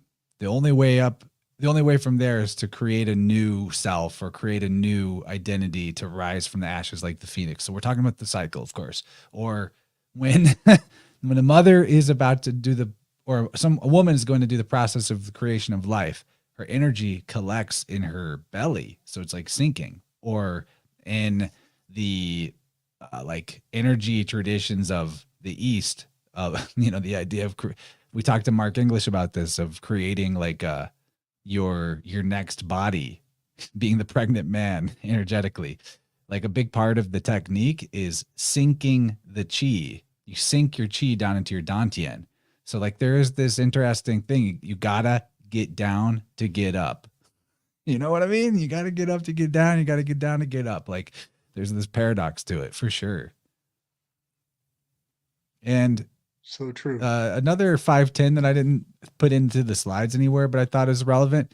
So the very same letters as how you spell Resh, you rearrange the letters and you get Sarai, which is Abraham's wife, which is the wife of Brahman, same as Rhea, wife of Kronos, same concept. And also pertains to rivers. They name rivers after her. In the Hindu, it's Saraswati, but it's the same thing, Sarai or Resh, same letters. And she's totally that. But she's also Nyx. She's the daughter of chaos. She's the order born out of chaos, which we see in the scene following this big time. Because Nyx in Greek is new, upsilon, and the old Greek chi, which is different than the newer chi, which is both of them are kind of like an X. Anyway, I'm gonna move us on. We're getting into some good weeds though. I like it. Yeah, this is the last scene. They come into this is a great. This is a really good word. Okay, so another word that's a 510 is where I'm pretty sure where we get the word elite. So it's ayin lamed yad tav, like alit, olit in Hebrew. And it means it can mean an upper room or a loft, which is where he's at. He's in a loft. It's to climb or to ascend. Well, the sun is now climbing and ascending because we've reached the dawn. It also can mean superior. So I think this is the root of the word elite, is this solar word, ayin lamed yad tav, which is cool. Now, where's my notes? Okay. And yeah, of course, because he's the sun card, he's Resh, he's the beginning figure. It's fitting that he's got a loft for his quarters. I mean, I could be wrong, but this looks like a loft to me. That's just what it looks like. Maybe I'm wrong. The mannequins in here are also perfect symbolism for him as the demiurge or creator of humanity, at least in this metaphor. He's creating their fates and their destinies. I mean, why else would you have all these mannequins other than that he's shaping and molding humanity through his future to create the sacred timeline? There's also in here a Tesla orb that I thought was pretty cool. Okay, here we go. This Tesla orb is like on his desk. So we're getting another cool connection to Tesla. These orbs were patented in 1894, 1 year after this setting. So maybe it's an anachronism, or maybe it was something that was known about previously, or we're just supposed to see it and not think about it twice. Then he digs out the invention that he was looking for, the time throughput multiplier, right? And he holds it up. It's just like, it's just like the battle horn or the cornucopia or the raising of the brazen serpent is all of this stuff.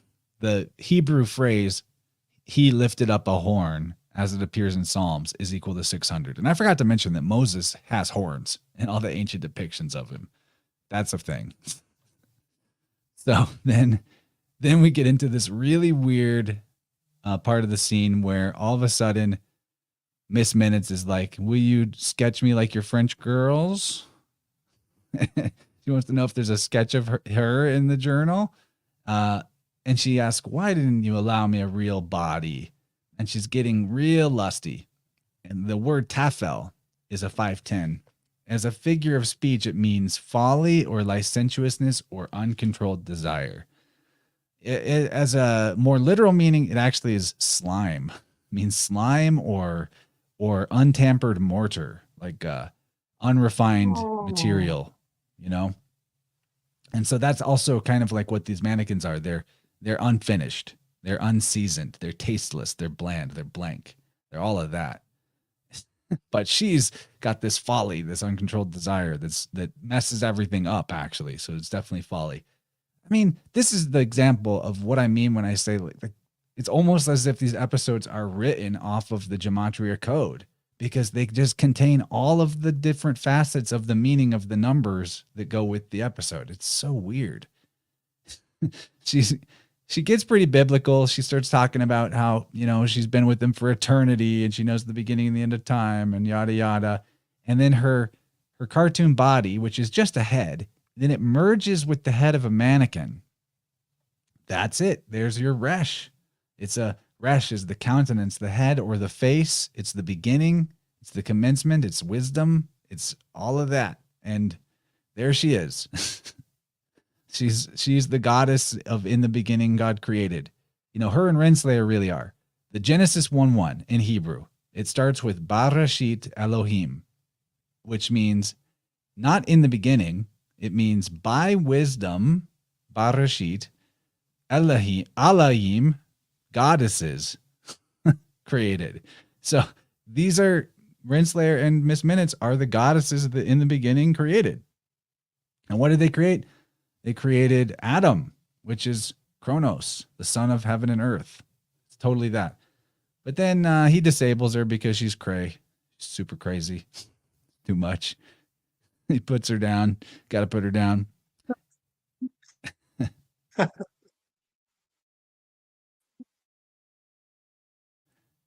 Okay. Then Renslayer appears on the scene, and her opening line is, it's lovers. Definitely an Ulysses type. I lost you there. You muted too soon. Okay. Well, Renslayer bursts into the scene, and her opening line is lovers tiff. And a tiff is a fight. You need a weapon to fight. She shows up with a weapon, and on the lovers card is the letter Zayin, which means weapon. She shows up and says lovers while holding a Zayin, a weapon. I mean, come on, that's it. Wow. Come on. Nice. But I also think back to me nice. connecting her to Thetis, who is a creator of the cosmos figure. That's also, you're right, I think, about her switching to like the universe card, because she shows up with the baton that's on the universe card. She totally does.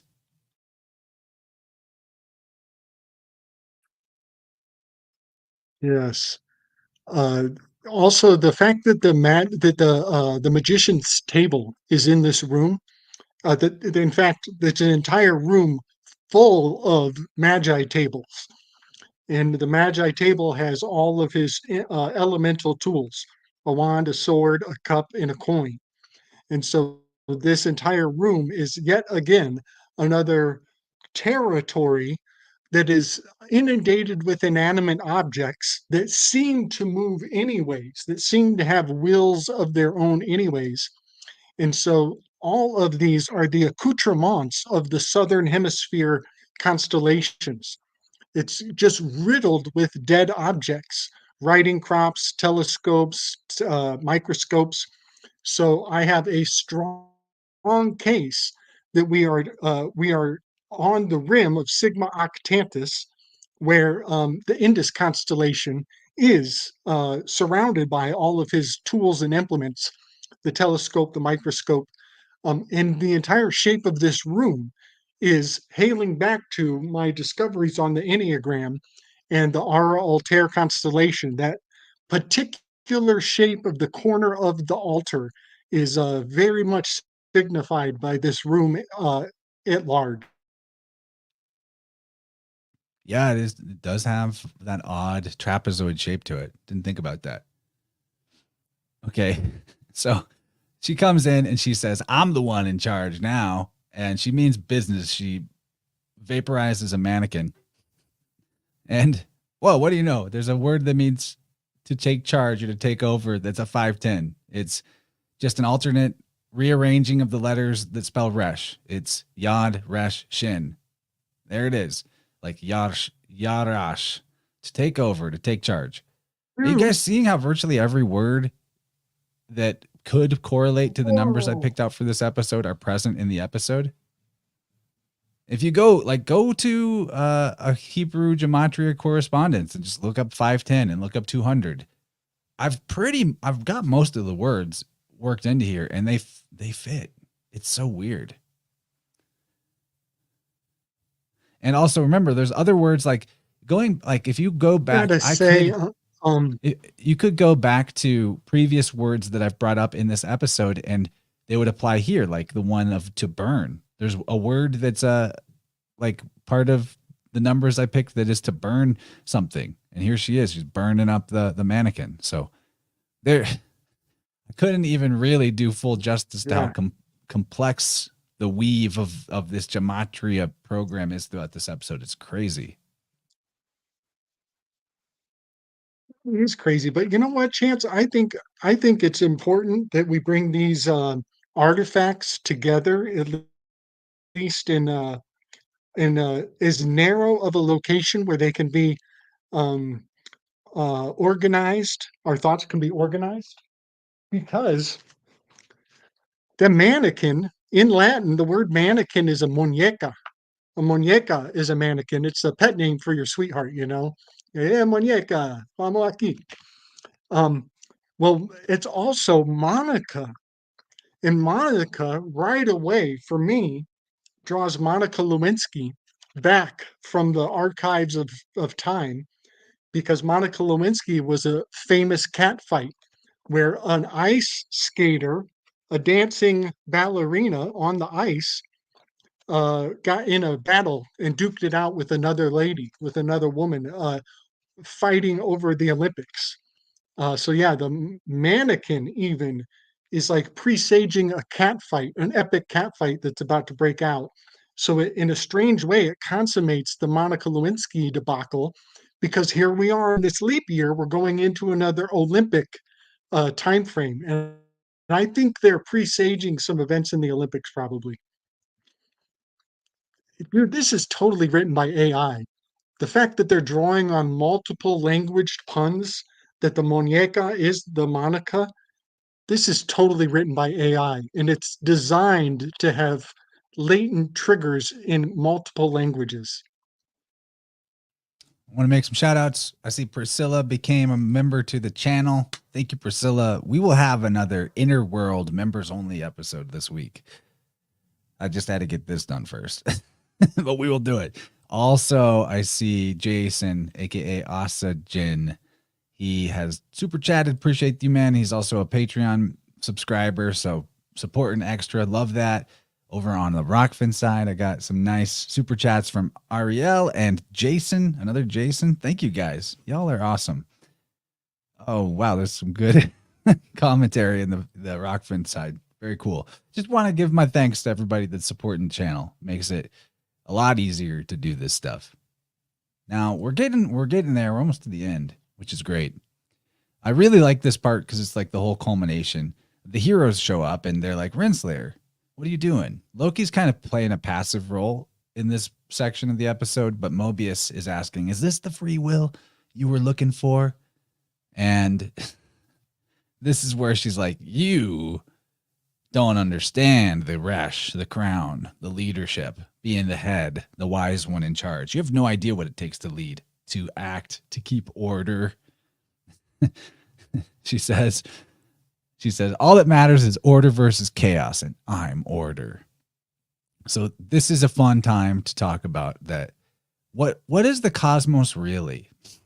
You know, we're told by science, the science trademark, that the universe is just this entropy machine that's eventually going to fizzle out into a, you know, from a big bang to a pathetic whimper where all the heat is distributed evenly and nothing really has any motion or form anymore. But it leaves out the intrinsic order in the cosmos. And in fact, that's what the word cosmos means. It refers to order and that which is adorned, decorated, artistically created, and crafted.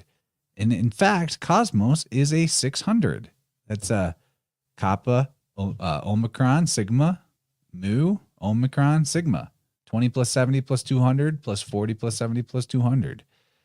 Cosmos is... Oh, we'll also think that order sounds like ardor, which means ardor is a word for love. So divine love is the force that brings order.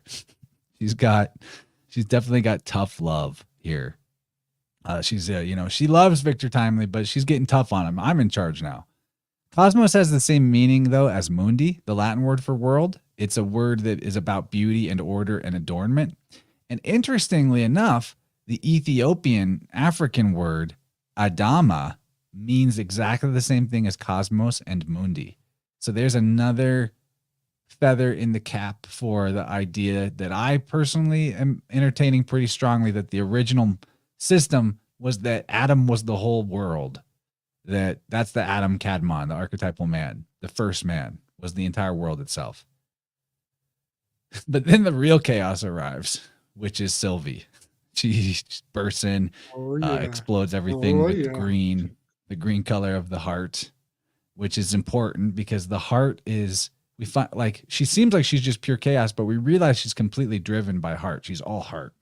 And why we are aware of that is because as she comes to pass judgment on Victor Timely, who says, I haven't done anything. And she says, you'll do terrible things. She's about to shank him. But at that point, he's like, that isn't me. You don't know me. You don't know the heart I have beating in my chest. So amazingly, the 216 shows up again in the word Aria, which is lion. Similar to Ariel, actually, who just super chatted. Thanks for that. But Leo is the sign in which the sun is exalted. And it's also the sign of the zodiac that represents the heart. It's also Rio, if you do the LR swap, which is a river. In fact, Ari is a word that can mean river. Think back to Bacchus and the German word Bach, which is a river or a stream. Victor's also clearly got, like, his hair is his main feature. You know, he's a main character. That's a very Leo trait. But this word Nikayan is a 216, and it means purity or innocence or cleanliness. So she sees him and realizes his innocence, which gives us the 216. And also want to point out that divine love or wisdom, which is the ordering force, order, ardor, according to Godfrey Higgins, was symbolized by the wearing of the heart symbol, which is big. I got to do more digging into that, like the ancient use of the heart symbol or the heart that's with Jesus, you know, in the Sacred Heart of Jesus in a lot of Catholic stuff. But it's basically, the idea is that divine wisdom or divine love, same thing, created and ordered the cosmos. But one thing I also was like thinking about this whole episode is that this is a connection that's like a big far east to west reach, is that in the I Ching, 25, the hexagram 25 is innocence, but it also can mean sacrifice. Depending on who's translating from Chinese, it can mean innocence or sacrifice, which is kind of crazy. You know, like this is the I Ching deck that I use, and it's got the third eye, the divine child, the Aries, the ram, the lamb, the innocent one coming out of the third eye. the lotus. It's got all the symbolism of what I'm talking about. But the fact that it's 25 is what is the most interesting sync, because that's the same as the 205 of Aries in Hebrew, which is Resh plus Hey. If you just drop the 0, you get 25. Innocence in the I Ching, the sun in Aries, the innocent part of the year, the pure lamb of God, the newborn baby, all of that. And to top it off, the two settings of this episode temporally, 1868, when Victor was an innocent child, to 1893, is a difference of 25 years. But wait, there's even more. If we're thinking about 25s, the 25th prime number is 97. And that 97, it gives you the word for speech in Hebrew. 97 gives you the word for time in Hebrew. And oddly enough, pertaining to the speech of Victor Timely, he has a stutter. The Hebrew word for stutter is like lamed, gemel, mem, gemel, mem. So I'm not even going to try to pronounce that. It'd be like lagamegamam. But if you take the values of that, 30 times 3 times 40 times 3 times 40, the word for stutter, he has a stutter. You get 432,000, which is the length of the Kali Yuga. It's 720 cycles of 600, then 720 Neros. It's the Kali Yuga. There's all kinds of weird things when you start playing around with the numbers that I enjoyed. But I especially was like, whoa, he's innocent. Wow, She man. realizes he's Wow, innocent. wow, wow. The whole episode theme is about his innocence. And there's all these 25 things going on. Yeah, I thought it was huge. Huge.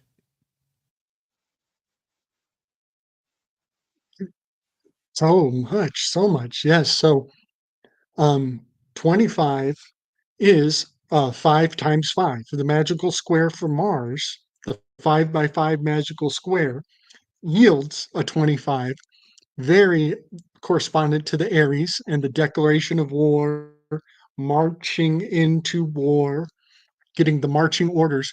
But the first thing that dies in war, the first sacrifice is innocence. And so everything we just laid out, wow, wow, nice, nice, has a thread of, and also speaking of rivers that are incendiary or invoke the passions or the manias, the frenzies, that is the river Styx that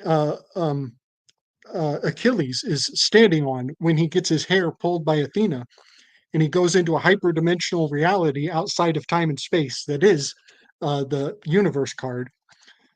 But I want to also incorporate when Ravona, when she's holding the gun and she thinks that she has everybody under her thumb, she says, "Is that clear?"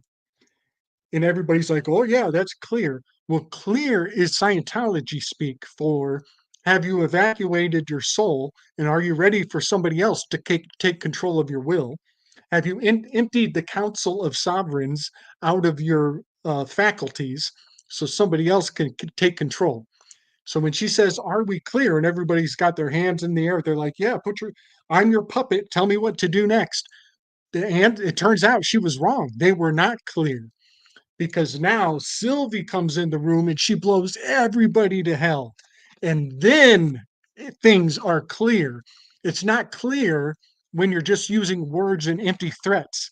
It's clear once the explosion has actually taken place and you know who's holding the power. Chance, can you go back to the picture of the room exploding? Because the color of Sylvie's power is evoking the dynamics of this card. Even the little sparkly, twinkly, yeah. See how it's kind of glittered out? The room is all glittered out. That is so correspondent to this card right here. It's beautiful. And so, who holds the power is not clear because you're standing there with a gun. Who holds the power is clear because the room is fucking leveled. And now we know who's got the real power here. And then can you pull up the last graphic I sent you in the Telegram? This kind of summarizes this conflict between the three forms of the divine feminine. We have 3 men and we have 3 females. There's a 33 going on in this room. If you count Miss Minutes as gender oriented at all, she's really a Well, Baphomet there's if you think 6, about which is that. spelled shin shin, Um, and shins are like a sideways 3, nice, and equals nice. 600. So this next graphic, yep. So this next graphic, kind of, you can see how I'm looking at the angle of the roof. It's actually a different, uh, it's a different corner of the R Altair constellation, but you get the gist of it. And the R Altair is sometimes depicted as an oven or uh, a furnace that is maybe has some mechanics, some animation to it because it's generating smoke that can be captured and harnessed for steam power. So the inanimate objects in motion of Miss Minutes embodying the dummy, the mannequin, becoming the muñeca, the little doll. So yeah, the fact that he has all these love interests kind of coming at him at the same time, it's almost like it's kind of what happens to young, attractive adolescents when they have too many love interests at once, and they schedule 2 or 3 dates on the same night, and all the love interests have a conflagration of sorts. Not that that's ever happened to me at all, but that does seem to be what's going on here. And I love the fact that remember in the universe card we have the telescopium and the microscopium, which is the symbol of the military industrial complex. So the fact that there's a power struggle over who has command over this archetypal workstation is very profound because whoever controls the MIC is holding the executive axe. And so yeah, there's a lot of lusty vying for control, all intrinsic to this scene right here. And then innocence. I want to put some Twilight spin on the phrase in war. The first sacrifice is innocence. I want to echo this in a different light that in war, the first uh, skill that you're going to need in war is nonsense. Nonsense can be very tactically utilized and harnessed to your benefit when you're in a strategically uh, dire situation. Yeah, sometimes just putting a little crazy on things turns the tables to your benefit. We'll just put it that way. Sometimes it's a competition who has the most nonsense of no sense.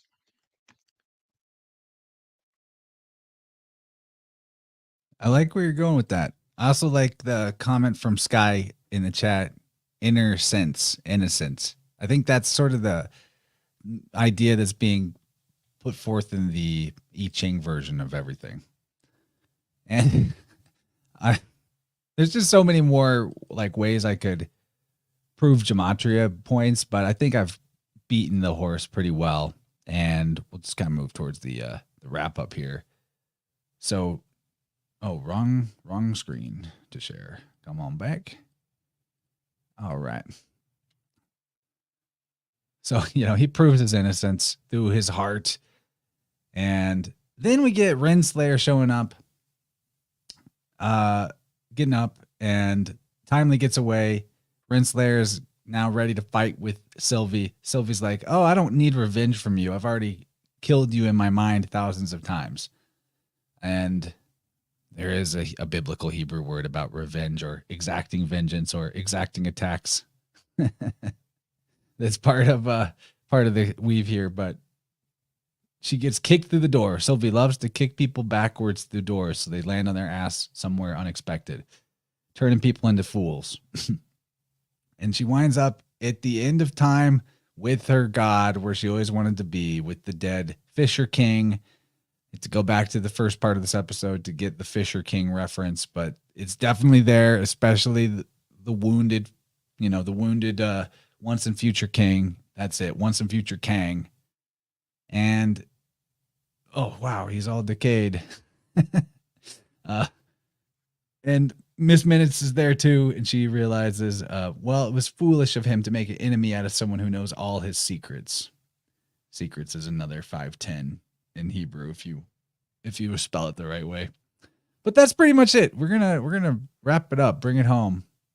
We finished it around 3 hours and 11 minutes on Nice, 311. buddy. I think that's pretty special. Heck yeah.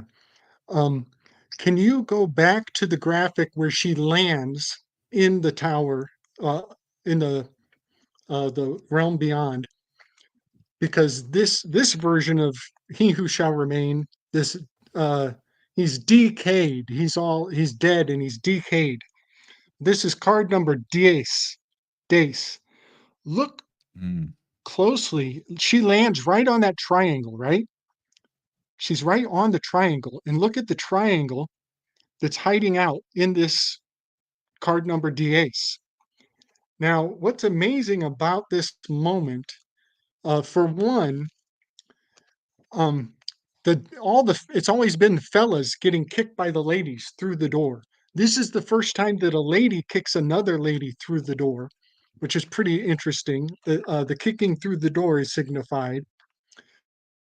But in this moment, my star card, the dancer, is actually coming in unison to the number D-Ace. And this is a combination. Look at that scene. You have the fortune card is him decaying with the apple, right? The apple of discord. And then she is the dancer who just landed right in the lap of his high tower. And so this is very profound to me because before we 2 weeks ago, these cards were not side by side. These cards were divided by an entire Enneagram station. And for the leap year, I have ceremoniously brought them together. And it is signifying this event right here in the series. It is so profound what this is telling me, Chance. There is consistency to my Enneagram that has been going on all along. And so, yeah, for her to be thrown into this position at the very end, at the pinnacle of this episode, is quite profound. Can you pull up the last graphic I sent you? I'm totally heading for the end for the finish line. I promise. I Oh yeah, promise. we're good. I'm having fun. We're all having fun here. But this next awesome, awesome. This next graphic is kind of Your corresponding to the favorite, fact Tulsi that Gabbard. You have a crush on her. the oh, you're so right, dude. It's so shameless and obvious. Dude, they got me when I was young when they sent Wonder Woman through my heavens. I can't look away. She's It's totally Wonder Woman. It's cryptomnesia. amazing. So yeah, so Cryptonesia, there it is, bro. There it is. So the firing off of the Battle of Troy, the story of the Iliad is kicked off by this golden apple of discord rolled into the room and it has the phrase for the fairest or for the finest. And then the three goddesses get in a fight over who this is intended for. And so the apple is kind of like a hand grenade because it explodes with all discord and dis-ease. And I see these three ladies on the world stage being put in a position to kick off another Iliad, another fight over who's going to have control of the story going forward in the future. But part of the reason why this has a lot of the artifacts is because the Olympics is taking place in Paris. And Paris was the name of the judge who had to choose between Hera, Artemis, and Athena. And they had to duke it out over this apple of discord. And so I just see them recreating the epics ceremoniously right in time for the word Paris to kick off another conflagration, of really significant and potentially ritualistic global proportions. It's really profound. So yeah, I just wanted to share this one Oh yeah, because that's really good because they when you just think gotta, about they it, can't resist. well, the apple of discord being the metaphor of who is the fairest of them all, right? Snow White and the poison apple. The Hera, Aphrodite, and Athena getting in a fight over who is going to be chosen as the most fair. And isn't that what goes on here? It's like it's Miss Minutes, it's Renslayer, and it's Sylvie. And Sylvie's going to just kill him because she's the third choice. And he's kind of oscillating between the other two to decide who it is, but it's kind of true. And in fact, this is the genesis of theoretically the multiversal war, which is like the macrocosmic fall of Troy that or the battle for Troy that the apple of discord incites. And then here he is. He's still got the apple at the end of the line, the end of the timeline. Paris, that apple kills him. Paris does not survive the whole ordeal. Interesting. I like that weave a lot. I like that a lot. Totally. Yeah, man. And then can you pull up the most recent? Just one more little image because I did not know this until this project, but this is the muse, Terpsichore. This is the muse of dance. And she is holding the triangle. And this is not just any triangle. Now, musically, I'm missing a lot of context, but just grasping at straws, this to me is a samba triangle. This triangle is an instrument of the Brazilian samba music. And that is so profound because I've already discovered many capoeira instruments and Brazilian artifacts in the tarot card. But for the dancing muse to be correspondent to the triangle, it really brings these two cards together because this was Terpsichore already. And this was more of a Athena, the goddess of wisdom. But now I'm seeing that I was supposed to fuse them together. And in fact, Tulsi Gabbard's name is just a few letters off from Terpsichore. And so I'm putting all my money on Tulsi Gabbard is going to win because everybody else is ridiculous. But I think ultimately the subconscious message that I think we could benefit from is movement. Movement esta vida. Movement will be life. And the only way that they know that you're alive, the textbooks still prove this out. The proof that you're alive is if they poke you with a stick and you move. That is the scientific test for if you're alive. Guess what just happened? A bunch of people got poked with sticks and came back for more. They asked to be poked again. And so, movement esta vida is the essence of the muse of dance.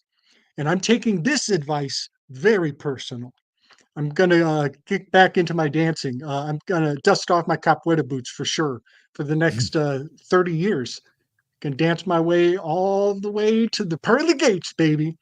So, yeah, I just love knowing that Terpsichore has been signified by the sacred triangle that is an artifact of the samba music from Brazil.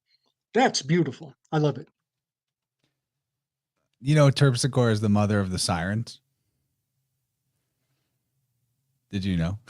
the, Yes, that is weird on a too. Yeah, lot of that's weird too, there's a isn't lot it? more sirens and surprise Not the sudden need not for the the ambulance not after the whole movement living or dead test. Big time. nice. Good call. Good call. Dang, dang, that's wild. That's so wild. These muses are doing fine, man. They're doing fine. They are calling shots on high levels of thought. Well, I It's think they're so just a far version out. of the Ennead. It's all the same group.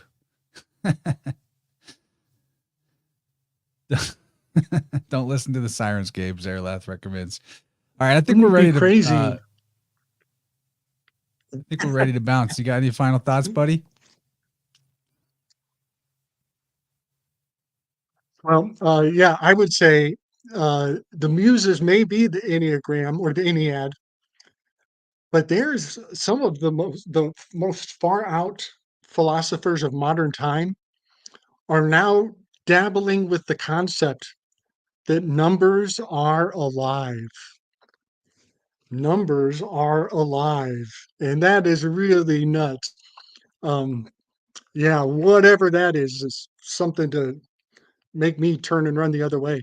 Um, but I think that when JFK went to Germany and mispronounced the phrase "Ich bin ein Berliner," he said it wrong, and then history went back and everybody repeats his uh, his mistake, his faux pas, as though like it's almost like a strange ego trip to say, "Oh, the president got it wrong, so I'm going to correct him. Therefore, I'm better than the president."